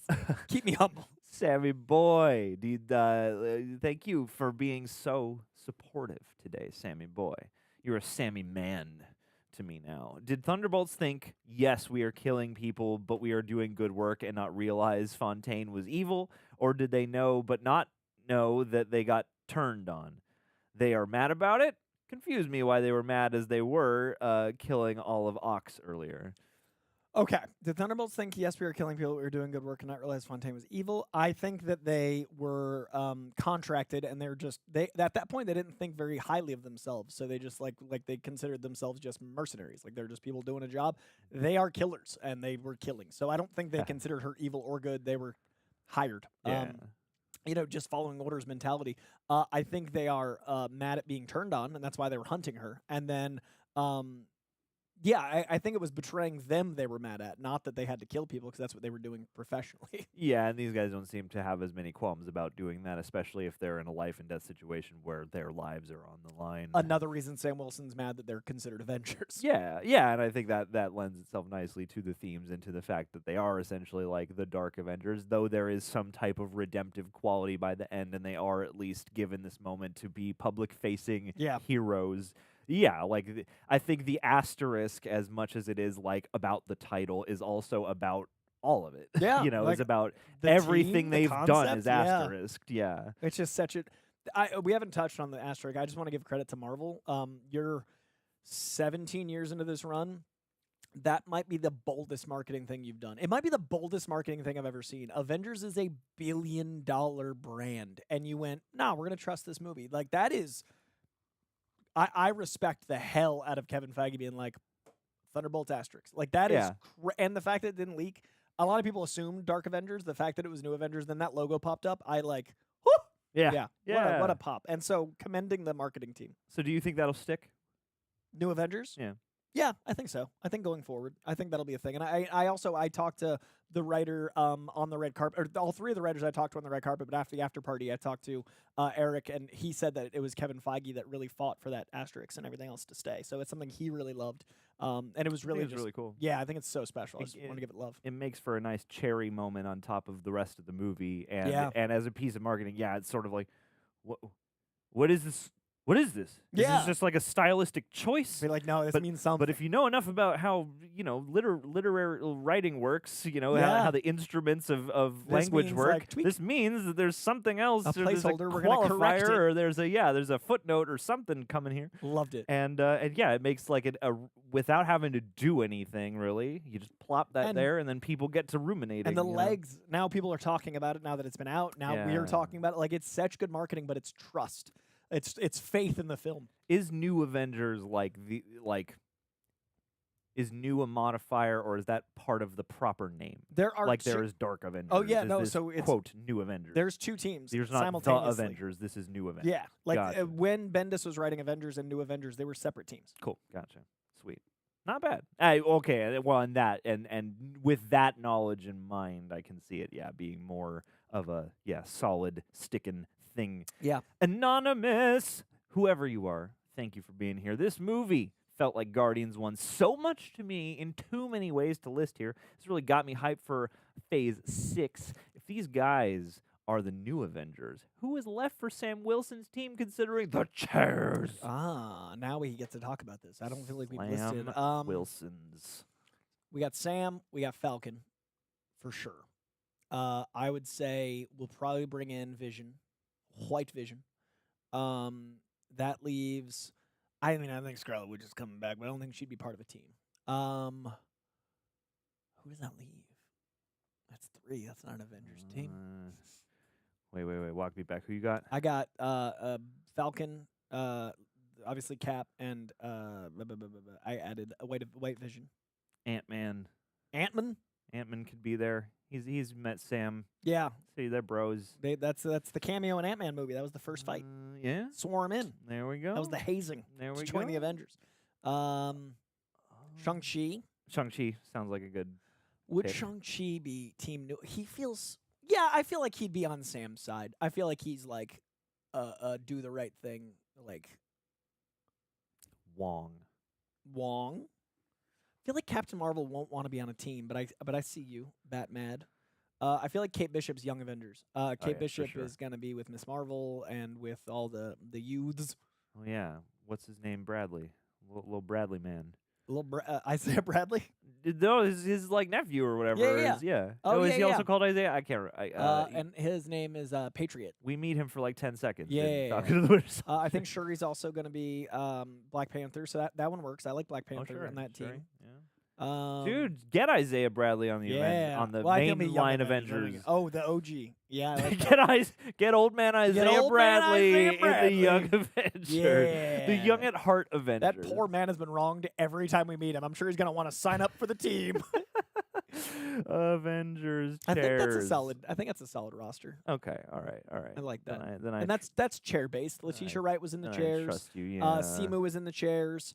Spider-Man's gonna not going to be say. in Doomsday, I don't think. And also, I want that boy to not Avenger. Nobody knows who he is. How would he be an Avenger? Yeah. He's an anonymous boy. Okay, well, Channing Tatum has to be an Avenger. Dude, I'm did you just- see the picture of the Thunderbolts screening with all of them? No. Dude, Is there a Tatum? Channing, Downey, Simu, Chris Hemsworth. They all watched Thunderbolts together. There's like a group fun. photo of everybody, and I was so happy. FUN. All right, Mike Hawk. Hi, Jasmine. Very- You can't text me yet. I'm still working. Very popular guy in school, Mike Hawk. Oh, shouts out to Jasmine out there. Russian. MVP of life. Yeah. Every time we're out doing a thing and Jasmine's there, I am 15 to 20% more at ease and less freaked. I'm 15 to 20% more capable because I'm just like, oh, well, that'll get taken care of because she's good at stuff. Because I'm not good at stuff. I Michael, just talk. you know, you're good at talking. That's That's true. the stuff. That's true. Michael Tony Hawk, do you think the Void will be used to show us RDJ's Doom's backstory in Doomsday? I think that'd be an interesting That'd be method. cool. I do think we get to see a little bit of Doom in Fantastic Four. I don't know how much. I do think the Doom that looks like Downey is from their multiverse, and that would explain why, when he ends up in ours, it looks like a Downey. So I think we'll see some, just I don't know if we'll get enough, but I think that's a cool idea to Sentry him up. Samesies. Anonymous is back, I assume, or maybe you're a different Anonymous, but thank you either way. One of the most beautiful moments in the MCU is when Yelena sits on the floor with Bob and puts her hand on him while his dad is wailing on him and his mother. It's humans saving gods, reminding us it's Yelena's humanity and their unity is what makes them strong. I think that is a beautiful point. No notes. Yeah, unity is such a beautiful message in this film. I also want to give credit to the tone of this film. Yeah. If you look at the actual structure of the movie, it on paper is so easily messed up. It is literally a movie about saving each other with the power of friendship, which is the easiest thing to go awry and be cheesy. But instead, it's got just so much heart that it doesn't feel contrived. So that moment, amongst many others, allow for that like hug to be resonant as opposed to like what's happening. Yeah, absolutely. Like it's literally breaking through so much chaos and anguish with like a, oh, no. It, like for this lost character to be like, no, I can see now where my perspective and experience can actually, be an asset. Yeah. Not just my fists and my training. Hell yeah. Anonymous again. Hot take. Love a hot take. Hot and ready. I liked the way they offed Taskmaster. It felt like they learned from Deadpool to not be so afraid to address a mistake by being irreverent. Thoughts?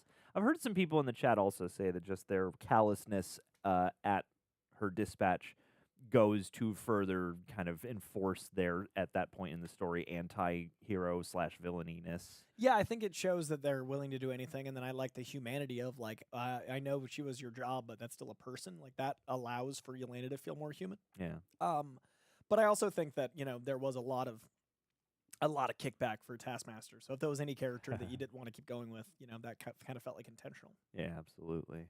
Rocky 67. How about a She-Hulk heel turn appearance in Doomsday because the Kevin robot said it's the only way she could be in it? That's funny. Justice for She-Hulk, first and foremost. I would love to see She-Hulk factor in somehow. I feel like She-Hulk and Deadpool, from my limited vantage point, are in an odd spot because plopping them into a particularly momentous kind of movie would open up a whole other can of universe worms of like, does this matter to you? Can you just step outside all of this? Yeah. Can Galactus or Doctor Doom follow you outside the panel and do the thing? Can you interact with Disney Plus here? Yeah, I don't know how much. I mean, it doesn't seem like we'll be getting a lot of She-Hulk or Deadpool, but we will see because I like both characters. Absolutely. Thanks for all turning out. We'll check back in with the Streamlabs once more, but this was a very nice just Streamlabs support. So, again, lovely day. Anywhere and everywhere you guys choose to share and support with us, like, is vastly appreciated, and especially when we have all these weird copyright issues as we have lately, and YouTube constantly tweaking and changing how their monetizations and work. Patrons, thank you, because you guys have been essential in these copywritten times. 100%. And if you are so interested in one of our many lovely teas and you're a patron, you get a bit of a discount as well for showing your love and support. Oh, I'm going to Control Z that. Hey, there we go. The sausage is real, and that's how it's made. All right, we're going to try and run through. I feel like I'll give us till 1:30, and we can probably get the rest of these in here. Let's get back. And if you want to tack one on at the end or something like that, we aren't accepting super chats anymore right now, but we are accepting stickers. So if you want to send us a delightful sticker, you can do that, and we will be happy because stickers are for cool kids who do good jobs. Gold star. All right, we did Deadpool with the Fisk. All righty, Kyle Wilson. Thanks for chiming in, Kyle. Kyle. Everyone must do that to you. Kyle. This, in my opinion, is the first Marvel movie since Endgame that isn't, quote, back to formula and represents how the studio wants to grow, like the theme of the film. That does tie into what I was saying with, I don't think this is my favorite movie since Endgame, but this is the first to give me the most hope Guardians 3 is my favorite since Endgame, but that is obviously more of an ending than a beginning. Yeah. Spider-Man No Way Home is a multiversal ending of a trilogy, but it doesn't really tie into the greater MCU. If anything, it gives Spider-Man a chance to be removed from it. So that kind of pulls that way. Shang-Chi, while a great launching point for an individual character, did feel like it was going to be a Shang-Chi 2 before Kang Dynasty, but then when that Kang Dynasty went away, all of that went away. So I do feel like this is the most hope I've had, and it definitely feels very intentional and confident. So I agree. It's the first time in a while where I felt like they, while still utilizing flavors that are part of their palette and that come with these characters, that they have presented something that is, not a direct continuation of one specific flavor or a retread of one specific flavor, or, like you said, I think that's a really solid point, is like No Way Home to me, and even Guardians 3, are kind of contained partly by just due to the bounds of their story details, but also because, you have these, Spider-Man No Way Home is such an event unto itself. Yeah. That kind Deadpool of... and Wolverine, too.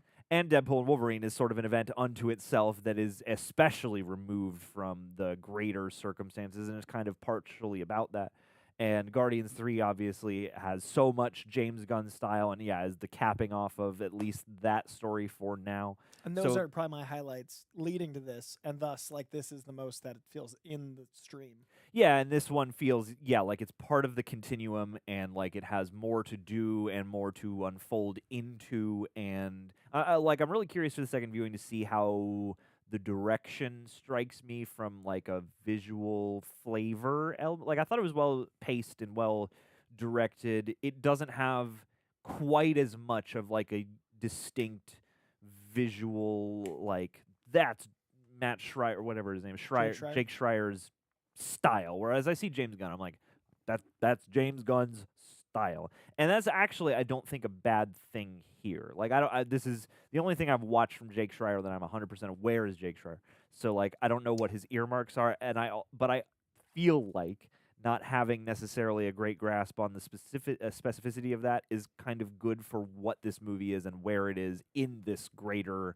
It's weird. As much as I and many people want each Marvel movie to be like crazy distinct and have, and really embrace the breadth of genres, this does go for a genre that is a bit more, pensive of tone and expression.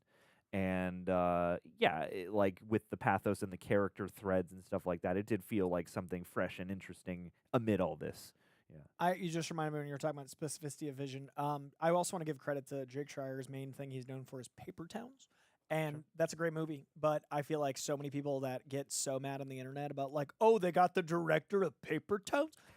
Perhaps let this be an example of, watching the movie before judging it, because I think he did an incredible job. And I think his music video style led to the visual aesthetic, and I think his Paper Towns led to the human element that enhanced this film. You never know what a director is going to bring to a project, so I think a lot of people like to read an article and be like, I hate it, and then it's like, well, this was great. So and direction is also so many things, and I think a lot of times it's easiest to go pacing and visual style, but that's also the director of photography. Yeah. And it's like being the director of the whole movie is also cultivating the vibes between your ensemble and, choosing... working with people you've worked with in the past, what that shorthand's like. Yeah, and marrying tones together. Yeah, there's just so much more to it than simply visual language or anything like that. Yeah. So, I do agree, though, that this doesn't feel like... It feels like it's trying to reach beyond the formula a bit while, returning to form to some degree. Momo Akib, thank you for jumping in. Love your name. Would you guys do a collab with new Rockstars? Greg and I have talked with them on camera before and stuff, and you've done sometimes. I do a lot of break room stuff over there. But it's been a little while just because scheduling's been insane because I got 2 DC shows as well as all my other stuff. But we love them, so. Perhaps. 'Tis possible. Yeah, they lovely folk. They lovely folk, and maybe we'll do a big breakdown where we do all the Easter eggs, all 10,000 of them from Doomsday. Well, please explain this. It's definitely going to happen. You heard it here. All the contracts are inked, and you can hold it against all of us if it doesn't come to fruition. Richie, thank you for the super sticker. Love that enthusiastic little pear Yeah. guy. These stickers are so charming. Delightful. Alrighty. Ryan Bozzelli. Thanks for being so generous today. Real Rejects is not only entertaining content, but therapeutic in its own right. Oh, that's lovely to hear. We're trying. Every one of you is talented and fantastic. Thank you for being a distraction when most needed. I mean it in the best possible way. I want to give flowers to 2 people. Ooh. One of them is right here. Oh, The other is Greg. He'll get his next. But Greg Flowers. John is one of the most empathetic, open, vulnerable, and willing to discuss emotions people I've ever met. Coy. And that is a huge part of why I think you get the therapeutic element from this here channel is this gentleman right here. And the other flowers I want to give is Sir Greg has made it a very clear goal to be human and to add that into our work. I feel like YouTube is, full of people sharing their love of movies, and I love that. I think that's so special that the art we've all chosen to celebrate is, film and TV, and I think that what we can add to something that is, a bit more commonplace is as open as we can be and as human as we can be. So therapeutic is, I think, our goal. I think trying to make sure people feel seen and connected. I think the name Real Rejects has never felt more true than right now with this channel and where it is. So reading that makes me happy because it's been a really it's been a challenge for me because I am someone who had been an actor boy and then I had been a hosty boy, and those two things to me were very like acting was exposing a version of you that someone had written and you put your work into, and then there's still allowed a little barrier. And then hosting, I always wanted to be as authentic to myself as I could, but it's still presentational. I found here like blending those two things and being me by presenting me, but also being emotionally available like an actor. So it's been really cool to put all my different skills in one basket and call it Real Rejects. So this makes me happy. I appreciate it. That was beautiful. And I mean, thank you. That means a lot. And I mean, you, like, Coy, like, I remember early on, we were like, man, like, when we were meeting and when we re-met at, like, Schmodown and stuff, and, like, we were becoming just, like, chums, it was a long time of just, like, man, if we could find a perfect way to, like, collab and I don't know, just, like, I don't know, harness your nest. and I don't know, because, yeah, like, I feel like you are equally... You're one of the most willing and excited to dive deep into things of anybody I know. And you're also somebody who, you know how the sausage is made, but you're also really good at, you have a comprehensive knowledge. You know how things like the movies are made, where the things come from, and you're always trying to bring life into that. And I feel like that's kind of a natural motivation that all of us, in a different sense or way, have kind of been able to share and tap into. Like the group that is Real Rejects now has sort of distilled over time and sort of like slowly amassed. And I feel like part of that is because we all share this, enthusiasm for film and film studies, but also are willing to, like really dive into our perspectives in a genuine fashion about how these things make us feel or how we're feeling in the moment. And yeah, like especially in the past few weeks, I feel like I've been kind of like a more distant of a person than normal, just because things have been busy and there have been like life challenges to meet. But like this, even I was just, so excited for this today. even just being here, like this is the most time I've spent with you in a minute. Yeah, dude. And I felt really bad I couldn't help you move your table the other day. I reached out like right now. And yeah, and I was like, I wanted to be there. Dude, we got so I wanted lucky. to rise to the We occasion. found my dream table on a whim. Like a table I've dreamed of since I was a kid, manifested, but then it was literally 300 pounds. It is a live edge red oak table that is 7 feet long, 3 feet wide, and like 9 inches thick of real wood. And I was like, I can't do that with my fiance. So I was like, there's so few people I want to. She's got this. Yeah, like She's got this fine, covered. but there's so few people I want to know where I live. Sure. So like, I really was like, who do I Next want piece to of reach out furniture, to? I am there. But I literally was like, John, immediately. I will do you carry happen your to be available? credenza up the stairs But or whatever. it was a really fun moment to look at the short list of who I actually want to know where I live. It was a nice moment of like who I care to have this be an option for them to just show up and knock.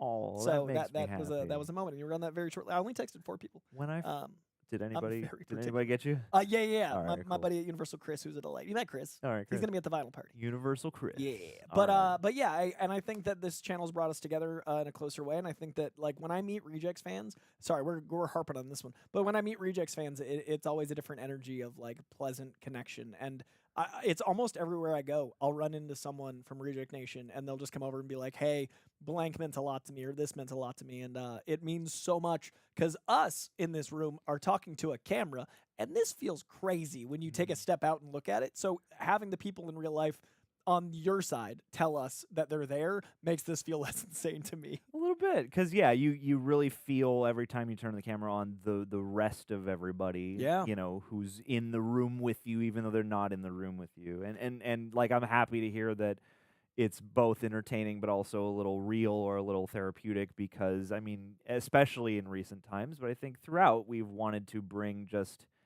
I don't know, like film criticism is such an established lane to exist in, but like you're always kind of like you can look at things in a vacuum as just pieces, but also like I think what really separates when people talk about the like, oh, critics versus audiences is just like, I think there's a greater factoring in of like personal experience and feelings when you're dealing with like an audience member's just like genuine reaction versus like, oh, an academic critic reaction. I think we've tried to bridge that gap. Yeah, I agree. And like movies are emotional experiences, and some of my favorite movie experiences have been here, you know. Yeah. Like when we sat down and watched Escape from New York, boy, like that was one of the, or Demolition Man, like Yeah, those are some of the most we gotta fun get I've some more ever 80s had. action in Like, this, yeah. dude. We gotta find some more hits. Yeah, and then too, you know, the more serious stuff, and yeah, thank you guys for being open and receptive to What at we least do. this attempt to be thoughtful and genuine while also not forcing it. And we get a decent keeping amount of it crap, fun. but the channel's growing because of it. Like, it's hard to read the comments where people are like, "Oh, Greg's crying face," or like,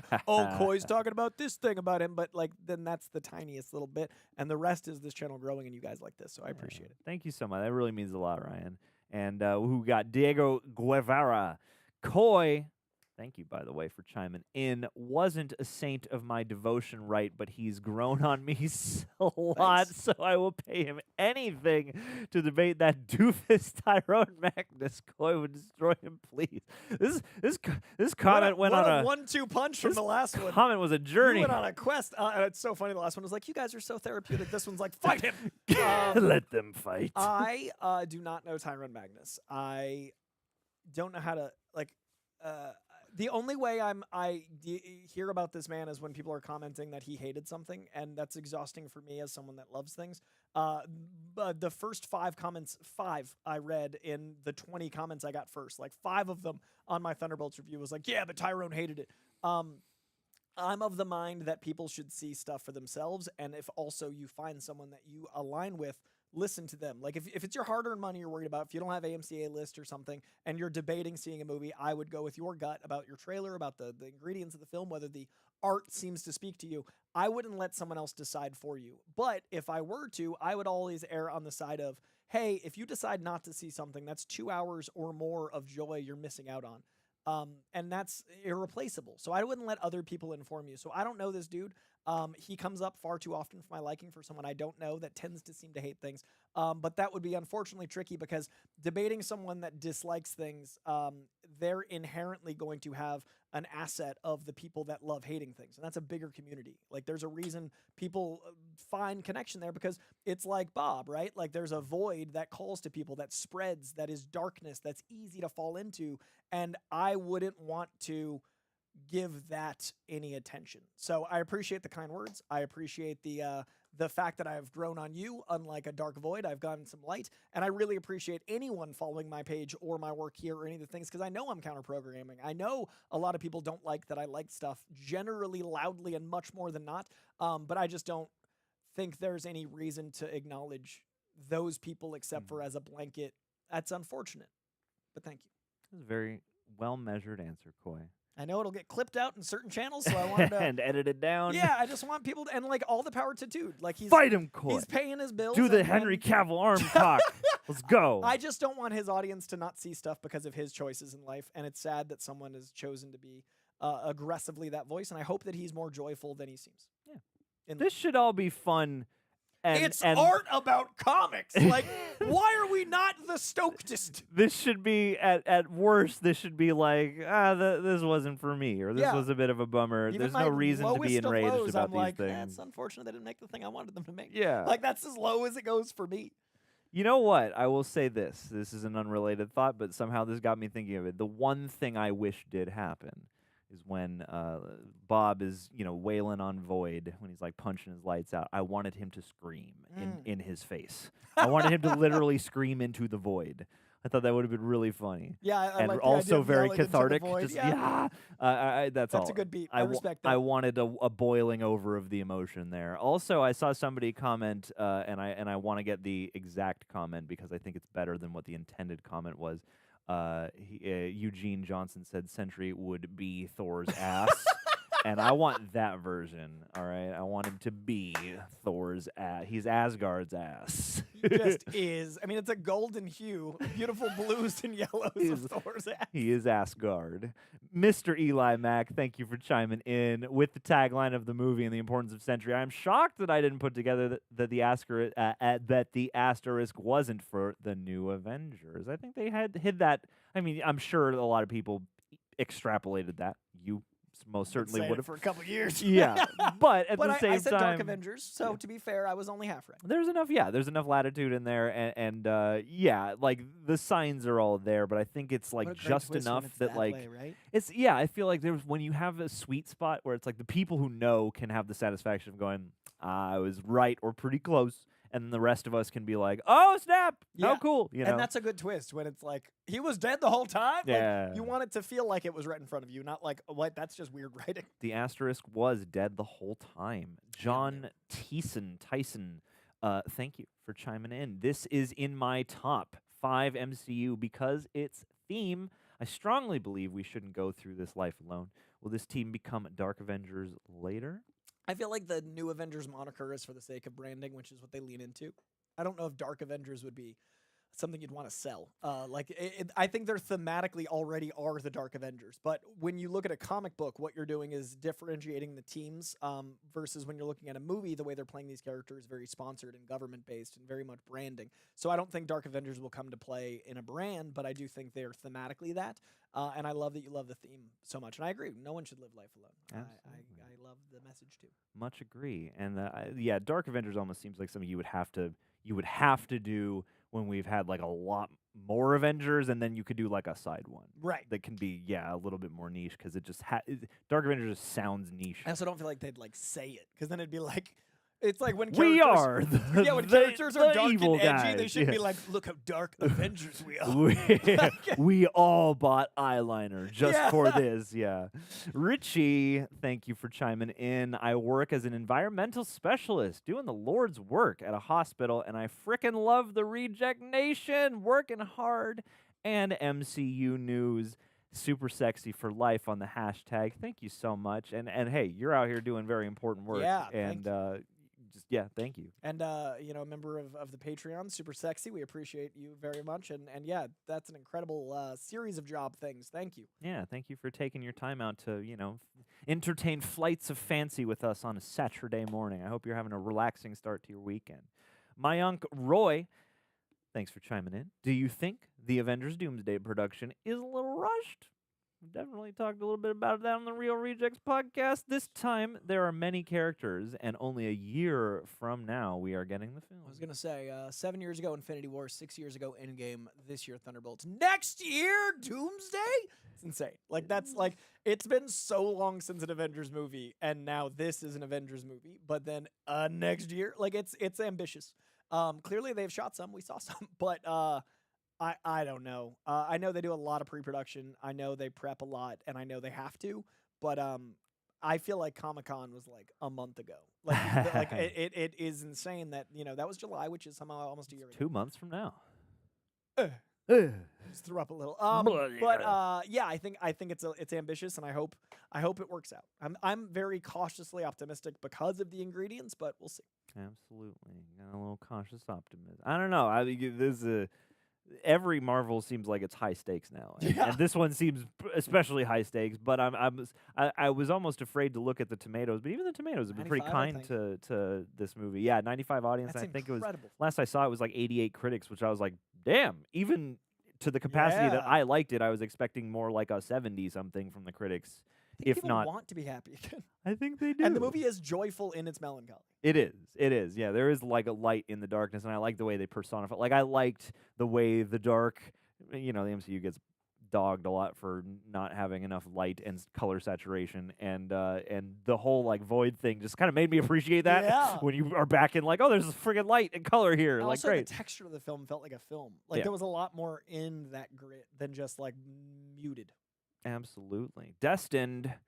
Thank you. We are destined for greatness when you were in the chat. There we go. Pulled it together. Nice.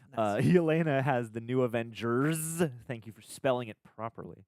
Kamala is assembling Young Avengers, or Kate Bishop. Sam is building proper Avengers. The MCU's version of Civil War II is really going to be over copyright laws, and I am here for it. Litigation. We know a very good lawyer. Oh my God, Matt that Murdock is going to be the Beyonder. movie. He's going to be litigating. She-Hulk's litigating one side.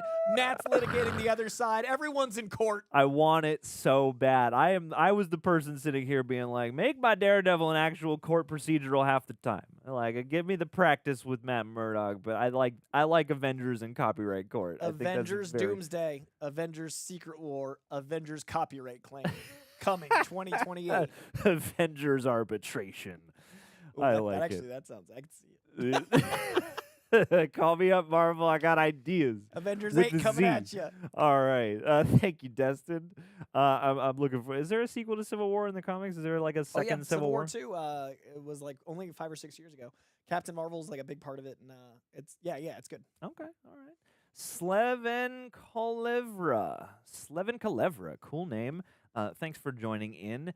It's almost as good as Madam Web, because Void really do be connecting them all. They do. They really do. And we've all got one, and we all, the web of darkness connects us. If only the last scene they had impaled the Void on like a big Pepsi sign, then the movie would be perfect. I just feel like there wasn't enough superpowers of crashing vehicles into others, which is the only It's an power she asset. seemed to have. All the team members of the Thunderbolts could easily It's like crash a van They into are something. super soldiers you know? able to drive. We did see a lot of vehicles. We did. We did. They frankly, drove at least they one drove. vehicle, but It's then not they as many as the DC animated movies always opening with vehicles. they're always in the streets. They're always driving fast. Next. Oh God, Shay, thanks for jumping in. The songbird emblem in Mel's necklace.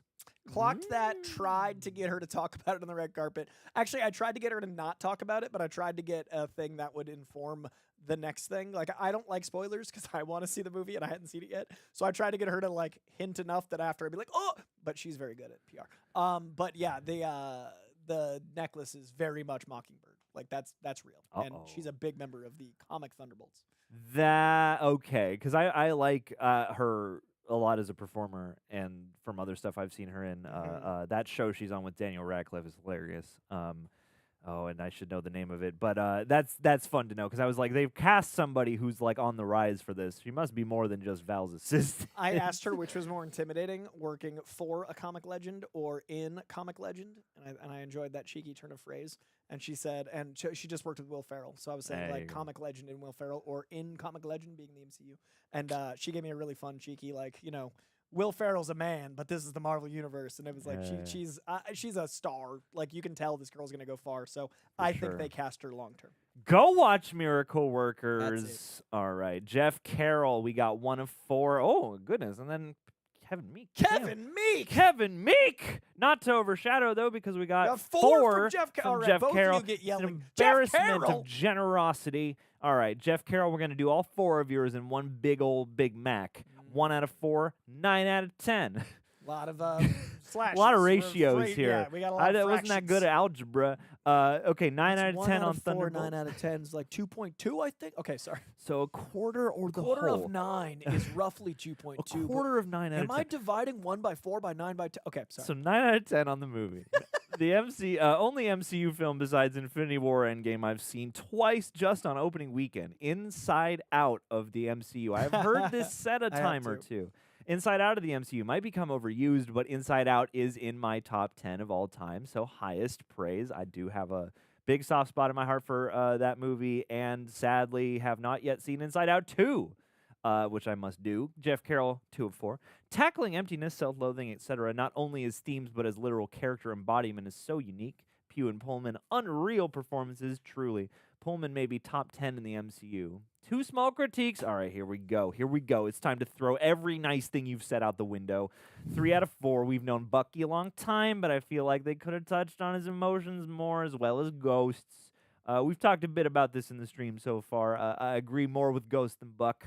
And I think you got what you needed from the both of them. Personally. All right. MCU marketing, a repeated issue. I don't know why they, quote, gave up trying to conceal. I think it's just because they're having more need to really make sure people show up and show out. Yeah, I think it's a desperation of like, we got these characters, they're coming, please watch Doomsday. Like please be excited next year. People aren't just coming because we're Marvel anymore, and so that's real. And then 4 out of 4, Taskmaster's fate. Why do you think she was the choice to kill off, or would y'all have done it differently? Those very small areas aside, absolutely loved it. It's special and will stick with me. All right, from the top, I love how much you loved it. I agree that Pullman is exceptional. I agree that like what we got out of Yelena is so great because of Florence Pugh. So I agree with all of your stuff at the top. And yeah, I've heard the Inside Out thing. It's funny every time to me. I see some parallels. But I personally, I got a lot out of Ghost, and I think because we've had Bucky for so long, they didn't want to overshadow what it is that Yelena's doing by having it be a Bucky Barnes movie. Like, I feel like we got enough of him without it being like 2 co-leads. You don't want this to be a 2-hander like Deadpool and Wolverine. You want it to be Yelena and the Thunderbolts. So I feel like if you brought in a lot of people's favorite, side character, like Bucky is a lot of people's favorite character, much less. I think it would have been too much if you had more of him. I would have loved to see more of him and Ghost in that last sequence, and we've talked about that a bit, like seeing that montage, but I think as far as what we got, I got enough. And then I do think the marketing is always going to be a thing because you do need to sell the movie to make enough to keep doing this giant, very expensive universe. So the chairs bug me because I think they're doing 2 rounds of announcements. I feel like the second one will be an email. I mean, we just read it. But like, I saw somebody meme the back of the chair just says this could have been an email. Real. Very funny. But I think they should have waited to have the Thunderbolts be the second round of announcements. But I also feel like they wanted to show confidence in Thunderbolts and have their name awareness be higher. So I see why they did it, but I don't love it. Yeah. And I mean, the Taskmaster thing, we've talked a lot about it. Like, it would have been cool for Taskmaster to be more of an actual character. Like, I'm a little torn on, like, it feels a bit abrupt the way the movie handles that, but also, given what it's doing, it doesn't feel like completely unfair to handle it that way. Yeah. And I think it's mostly just like because everyone is so kind of intent on like, this character got done kind of strangely, it doesn't really do anything to not do the character slightly dirty. So like, yeah, I'm not like mad bothered by it, but it's something I definitely like noticed and was like, huh. And it is funny to me that it is like the most obvious conclusion everyone has drawn is like, well, Taskmaster's not making out of this movie, right? Because like nothing, no, and I like that they at least photoshopped or CG'd her into scenes, for the trailers, for the advertising, but yeah, well articulated, and I'm glad you loved it like we did. Oh my goodness, Kevin Meek, one of our longtime super sexy patrons. Holy crap, man. Thank you for this very, very, very generous. I mean, everyone has been super generous today, but I mean, it's not easy to contribute in such quantity, and it's in these times a huge help. Thank you. Yeah, truly. Appreciate the fact that they didn't pull any punches with certain issues, specifically Yelena's alcohol abuse. They nailed what it's like to wake up and find yourself in that state and to move on from it. Thanks, guys. You all have been killing it. I appreciate it so much, and I agree with that. I think the way they handled that, and the way you see like Alexi's house, he's just like living like a hoarder, and like John Walker's home life is so broken and sad. Like, and I'm doing it. I'm watching. Like they did. What do you want? Like everything was so broken. And that's the thing is like, even despite we've talked about like wanting more or whatever of certain characters, like what they got in there was pretty impactful. It like hit me for sure. And I love the alcohol abuse scene of it feeling like a cycle. Like she was trapped in herself, and like how broken that was. Even though it's a tiny moment, like that really hit me. The visual visual of it. How hollow she seemed. We talked a bit about her like shutting off and accepting her fate. That really hit every time, and a few of them did that. But like when Yelena, they gave it that oneer. And then I think it's like insane. We got a Marvel movie that has a meth joke. I know. I was like. And for twice. Because he said the joke, and I was like, I can't believe they got away with that throwaway joke. And then it doubled down, and he screams it. Great delivery. Well, by the way. and at first I was like, is meth chicken like a joke of a different variety? And then in that scene, he's like, I am on meth. Like, I was so it was impressed. wild. And there's one other thing that eludes me now that they did. That's like a line of dialogue or like a throwaway where I was like, wow, that's Disney not Marvel. meth joke. Yeah, there's some other thing they did that was akin to that, but I'd like absolutely. to think it's canon. With again to pop a docket. I also like that the last movie we just had featured a certain meth chicken purveyor as Sidewinder who just fought Sam Wilson. Giancarlo. Oh my God, get him on the Thunderbolts. Yeah. But seriously, thank you, Kevin. Thank you. And yeah, that like the way they capture her alcohol abuse is not like, and sometimes it is like debilitating, but like, you know, that's kind of like just a rote part of her day. She's a functioning alcoholic, you know. Yeah, like you said, they didn't shy from it. Celeste Marie, thank you for jumping into the chat. Ooh, you got like a nice like, you know, lens flare in your profile pic here. Literally just got home from seeing it and saw y'all were live. Thank you so much for hopping right in. Loved it. Wish we saw Bucky's and Ghost and Red Guardians rooms. Absolutely. Feels like a setup for multiple Avengers teams or for an extended Zack Snyder cut on Blu-ray. I would love to see more of those rooms. I agree. But yeah, Avengers teams, plural, is very exciting again. Absolutely. And as we're scrolling past here, just Jeff Carroll, great point. I do love the literal character embodiment of the void that exists within us as a thing. That's a beautiful personification. Michael W for winner, because you're a winner today. Thank you for jumping in the chat. I saw this movie with my dad. This is a good dad movie for MCU. I saw this movie with my dad. I walked out, and after we talked about our review, I finally told him I've been depressed.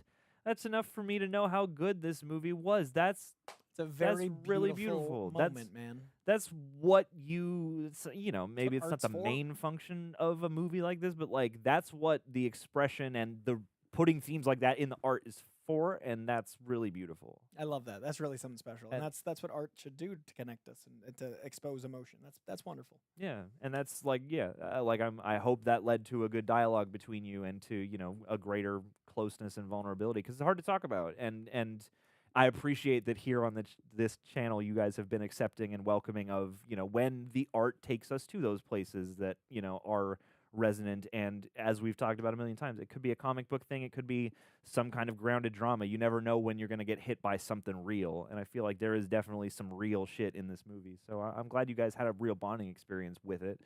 That's really touching. Special. Yeah. Destined is back. Thank you so much. My favorite thing was the counter. What are these guys going to do against Sentry? By showing Sentry/Void is a metaphor for depression. You can't run from it or defeat it. You just have to own it. You got to lock it in the basement and feed it a steak every day. And keep it down. You got to maintain. Yeah. That line was so good. Yeah.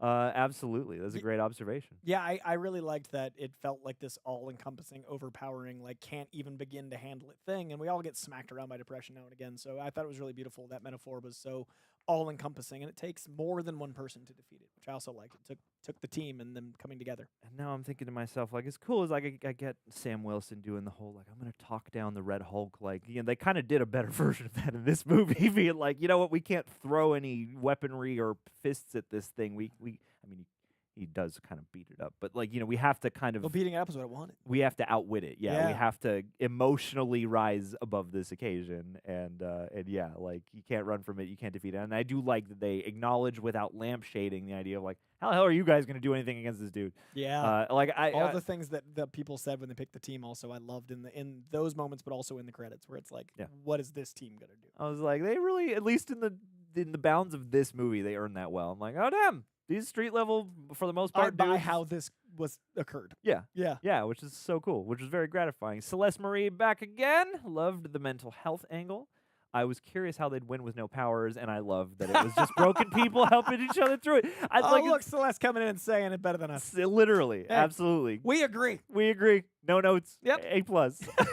Kiana Chanel, how's it going? Good to see you again, my dear. Thank you for the sticker. I love this little heart corgi. This little corgi with a little tail wagging, peekabooing out from behind the heart. Hope you're doing well. Hope your heart is full today. Brielle Valentin, thank you for jumping in the chat. Just showing love with my first ever YouTube super chat. Thank you. There we go. Thank you so much. And hey, it's an honor to be The recipient be of the channel. We're gonna hang it on the wall, and like Mr. Krabs.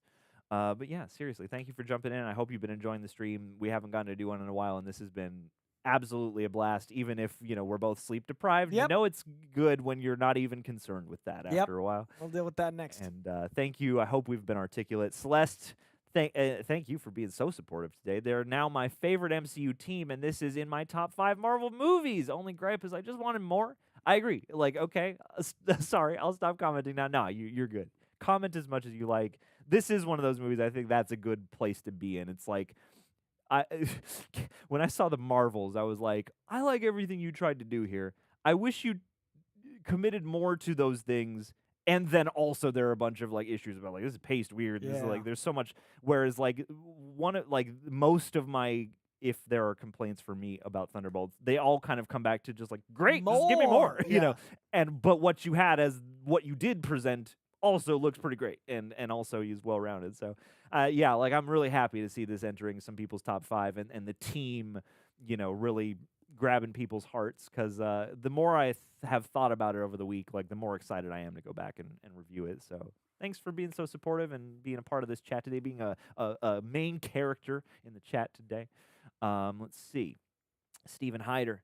My 15-year-old daughter Sophie and I saw Thunderbolts last night. Great movie. She immediately shipped Yelena and Bob. So for her, is there any comic precedent?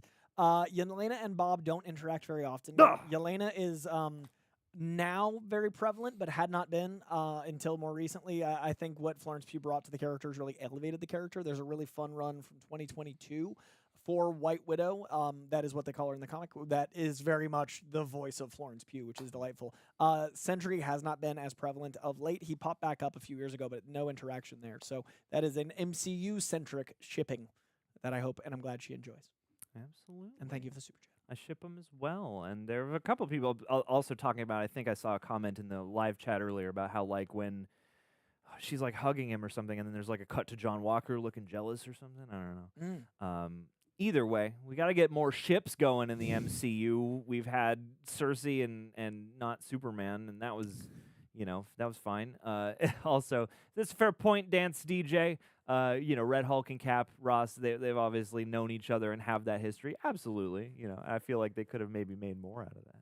Yeah, Sentry got ripped in half by Carnage in the comics. Jesse's saying Sentry's dead in the comics. Yeah, he got ripped in half and thrown into the sun, if I remember correctly. What a way to go! Yeah. Thanks for that, though, Stephen Hyder, and obviously, hopefully, maybe we can write a comic and set the precedent. Yeah. Just do a romance. Duck Dude.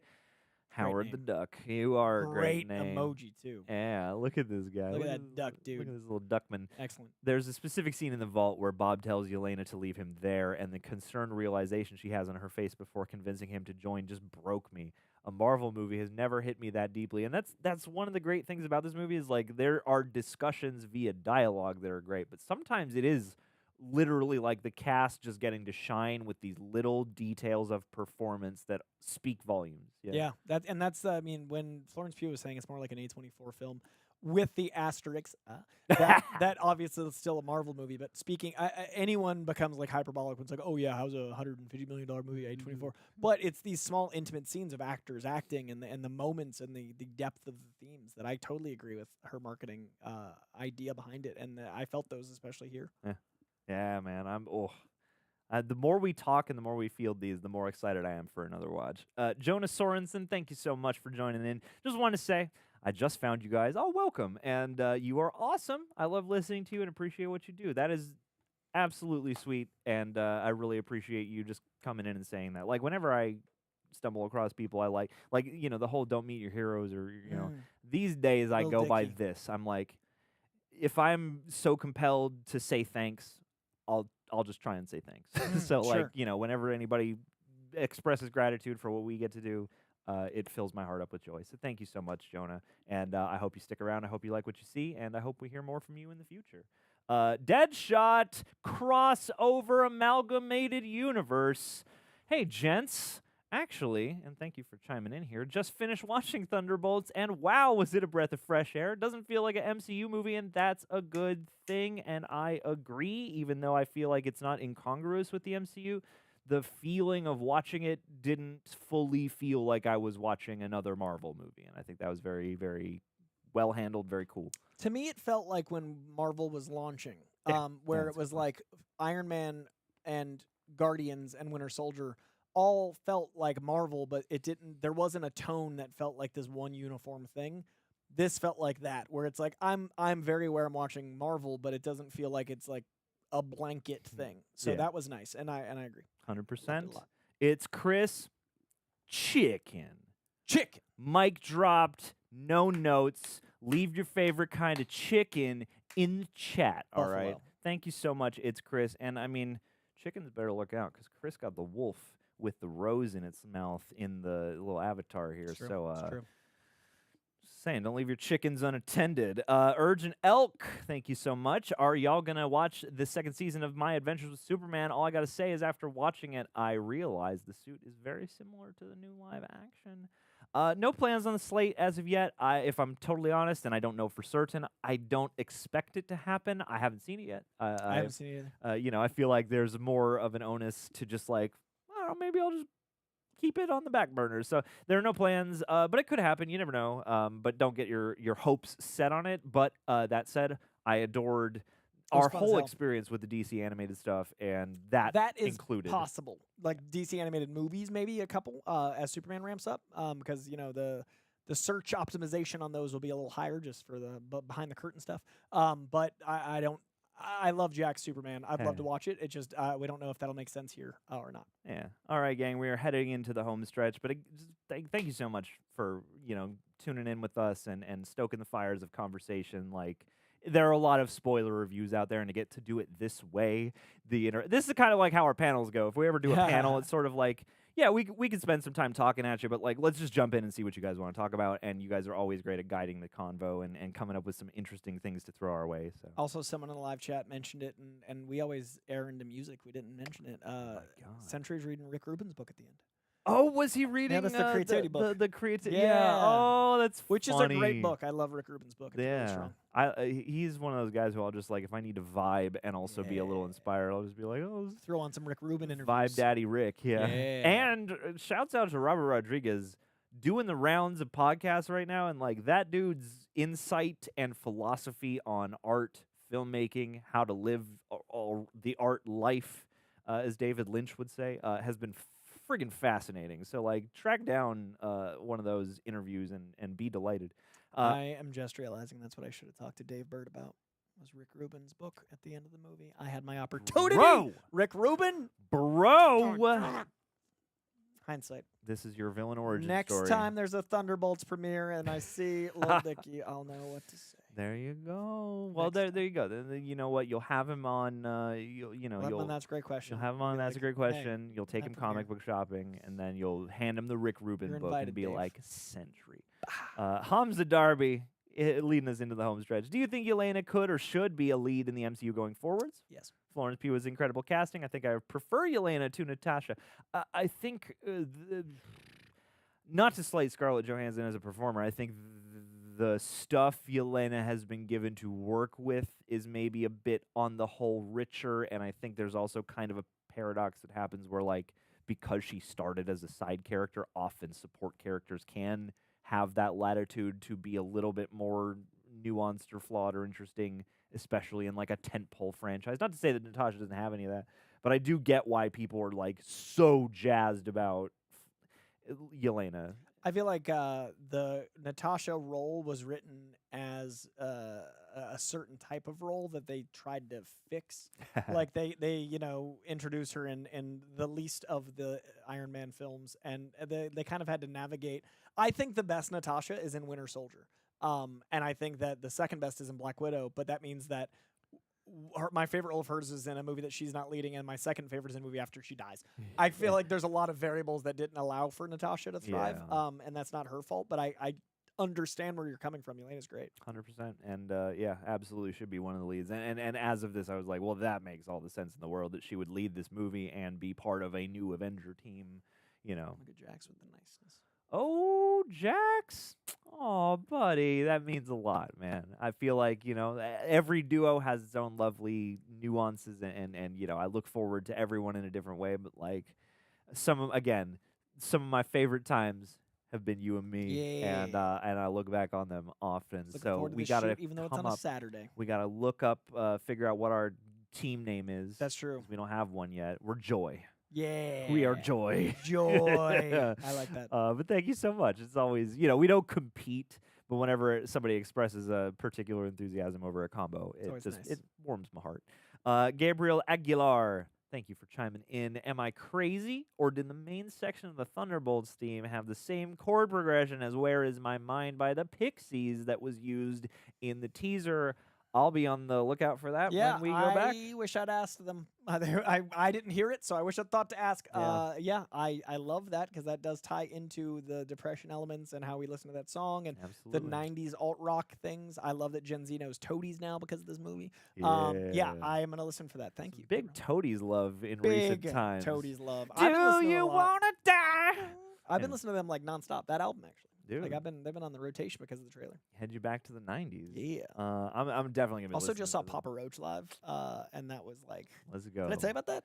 Not I yet. got to go backstage because Paul reps Papa Roach and Jacoby. So I got to like hang out with Jacoby and talk about like he was my first concert. I saw him, Slipknot, and like I went to Ozfest when I was 14.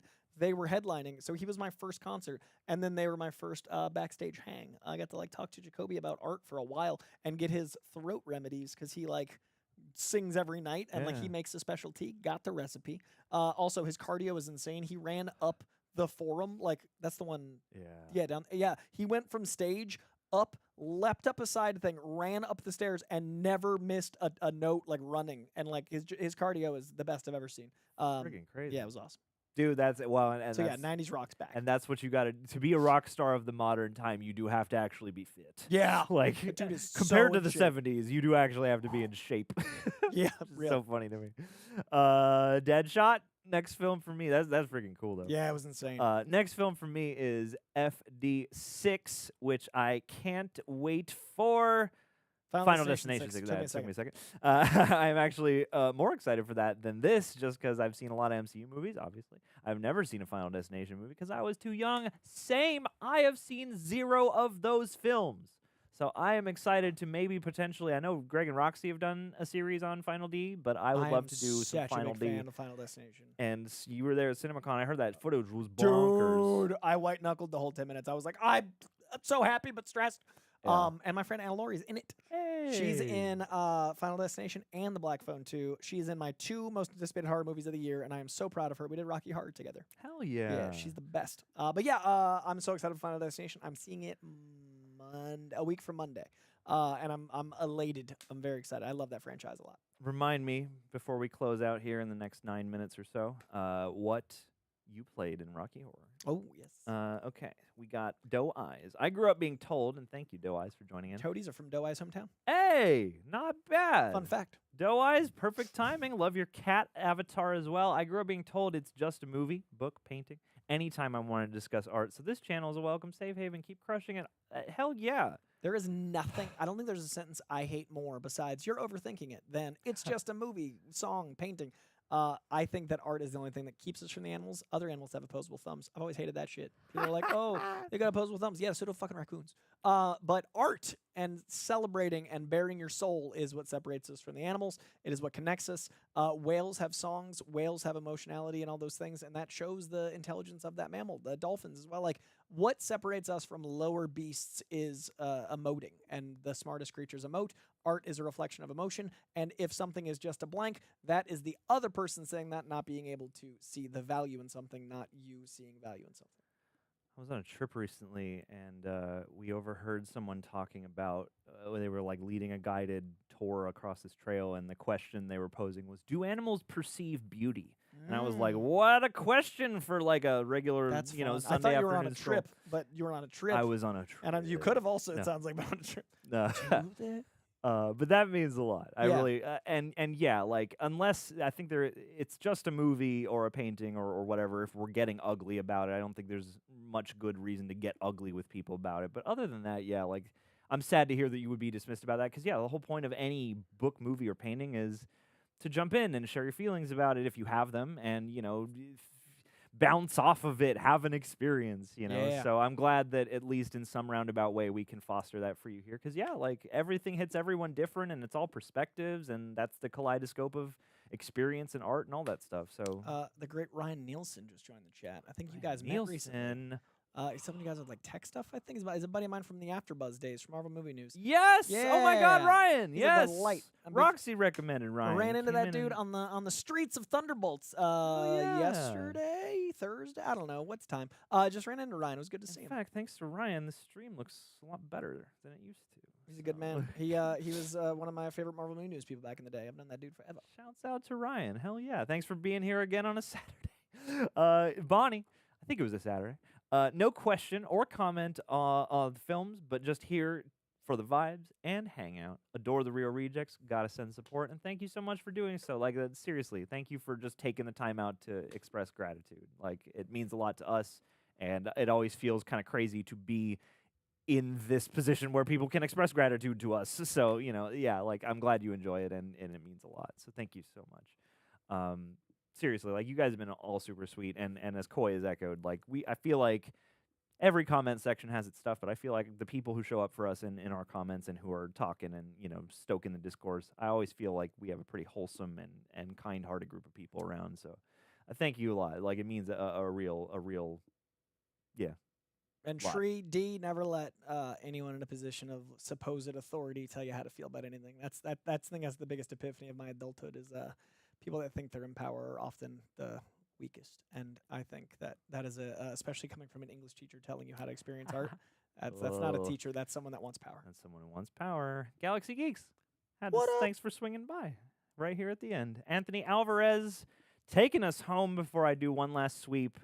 Can't wait to see the Fantastic Four and New Avengers interact. It's going to be interesting seeing them fight each other. Is going to be a fun fight sequence. I believe that, absolutely. I mean, it's going to be like, you know, your two favorite children fighting each other you're and then fighting the Yeah, X-Men. But, yeah, pouring toys out in the sandbox. But yeah, I think that's going to be real fun. It's going to be wild, and there's so many high stakes and stuff like that, and there's so much, you know, coming down the line. But it's nice to be buzzing with a bit of excitement. See what Jasmine again. just said. If you can watch all 5 Final Destinations by Monday, you can be her +1 at the premiere. No pressure. All right, well, we're going now. I'll just be binging. We're gonna cut off here, and then I'm just gonna go straight into binge mode. Michelle with the final super sticker. Thank you so much for the hearts. We heart you as well. Gonna do one more check on the super, not the super, the Streamlabs. But gang, leave us any of your final destination thoughts as we hop back. That to is the next end big here. movie. I feel like that's the next. That's the And cliffhanger. we got one more Streamlab. Perfect. Let's do this thing. Alrighty, Tori Jerry. I personally like that they didn't turn John Walker into a, quote, likable character. I like that they didn't gloss over his past actions or give him a redemption arc. They kept it more ambiguous, and I found it refreshing. I agree. I think that's one of the beautiful things about this film is no one got like cleared for what they've done. Everyone is still navigating being the person they are, and that ties so beautifully into mental health. I agree. Like the John Walker not being like, well, you're Captain America now. That means all your stuff's absolved. Like there are consequences and weight. And I love that as well. Oh, I love that little like define innocent or whatever. Yeah. You know, like and yeah, like I've heard some people say like, man, he's a real dick, and I'm like, you know, he is. And I kind of liked it. And by the time the movie reaches a point where he's kind of less of a dick, I'm like, cool. And he is the kind of guy to street cred his high school team, and I love that. Yes. back to back to back to back champions. And like, there's something about him where like, I don't know, I had a thought, and now it's like it's dissolving. Oh, in real time. We've been doing this 3 hours. We have been doing this 3 hours. But yeah, John, like, he's so fun to watch, and I think that there's like, without ever I don't know. There's like never too much with him. Like you get the guy. That's what it is. You get the guy who really must exist under there, but he's really good at playing. I think one of the nuances, the complexities of acting, especially in a ensemble like this, is you have to sell in a professional environment like you're all together and Yeah. like you are, at the top of your game. And he's like, I feel like his cocky attitude is partly genuine, but also partly him trying to puff himself into the role he actually wants to embody rather than the one he is so desperately trying to escape. And I thought he played the nuances of that really, really nicely. I asked him if he based his physicality or yes, I grew up around way too many John Walkers. I asked if he based his character or physicality off his time when he was a hockey player. He was a professional hockey player. What? And, What? Yeah.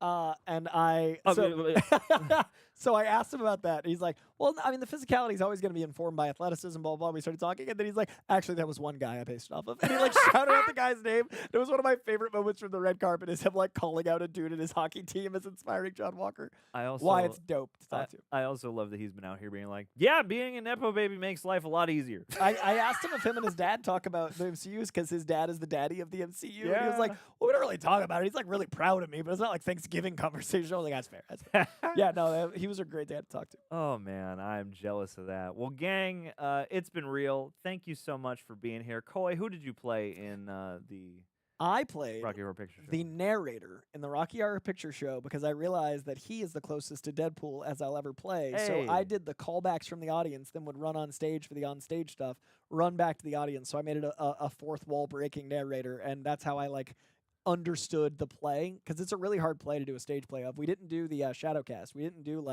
the movie behind and people play it. We had a full 7-piece band and did the play. Oh wow! And we did it all over LA. We did it for 4 years. You did so Hedwig. Yeah, we did did like a the show. concert. So we had the live band and we had to find a way to make those fourth wall breaks work. So I played him like Deadpool and was the narrator. That is super duper cool. It was a lot of fun. Hells yeah. Well, gang, thank you for joining us on Thunderbolts Day. Again, this has been a real joy, and it's been a while since we've done one of these, and the turnout was really just lovely to behold. So thank you for all your thoughts.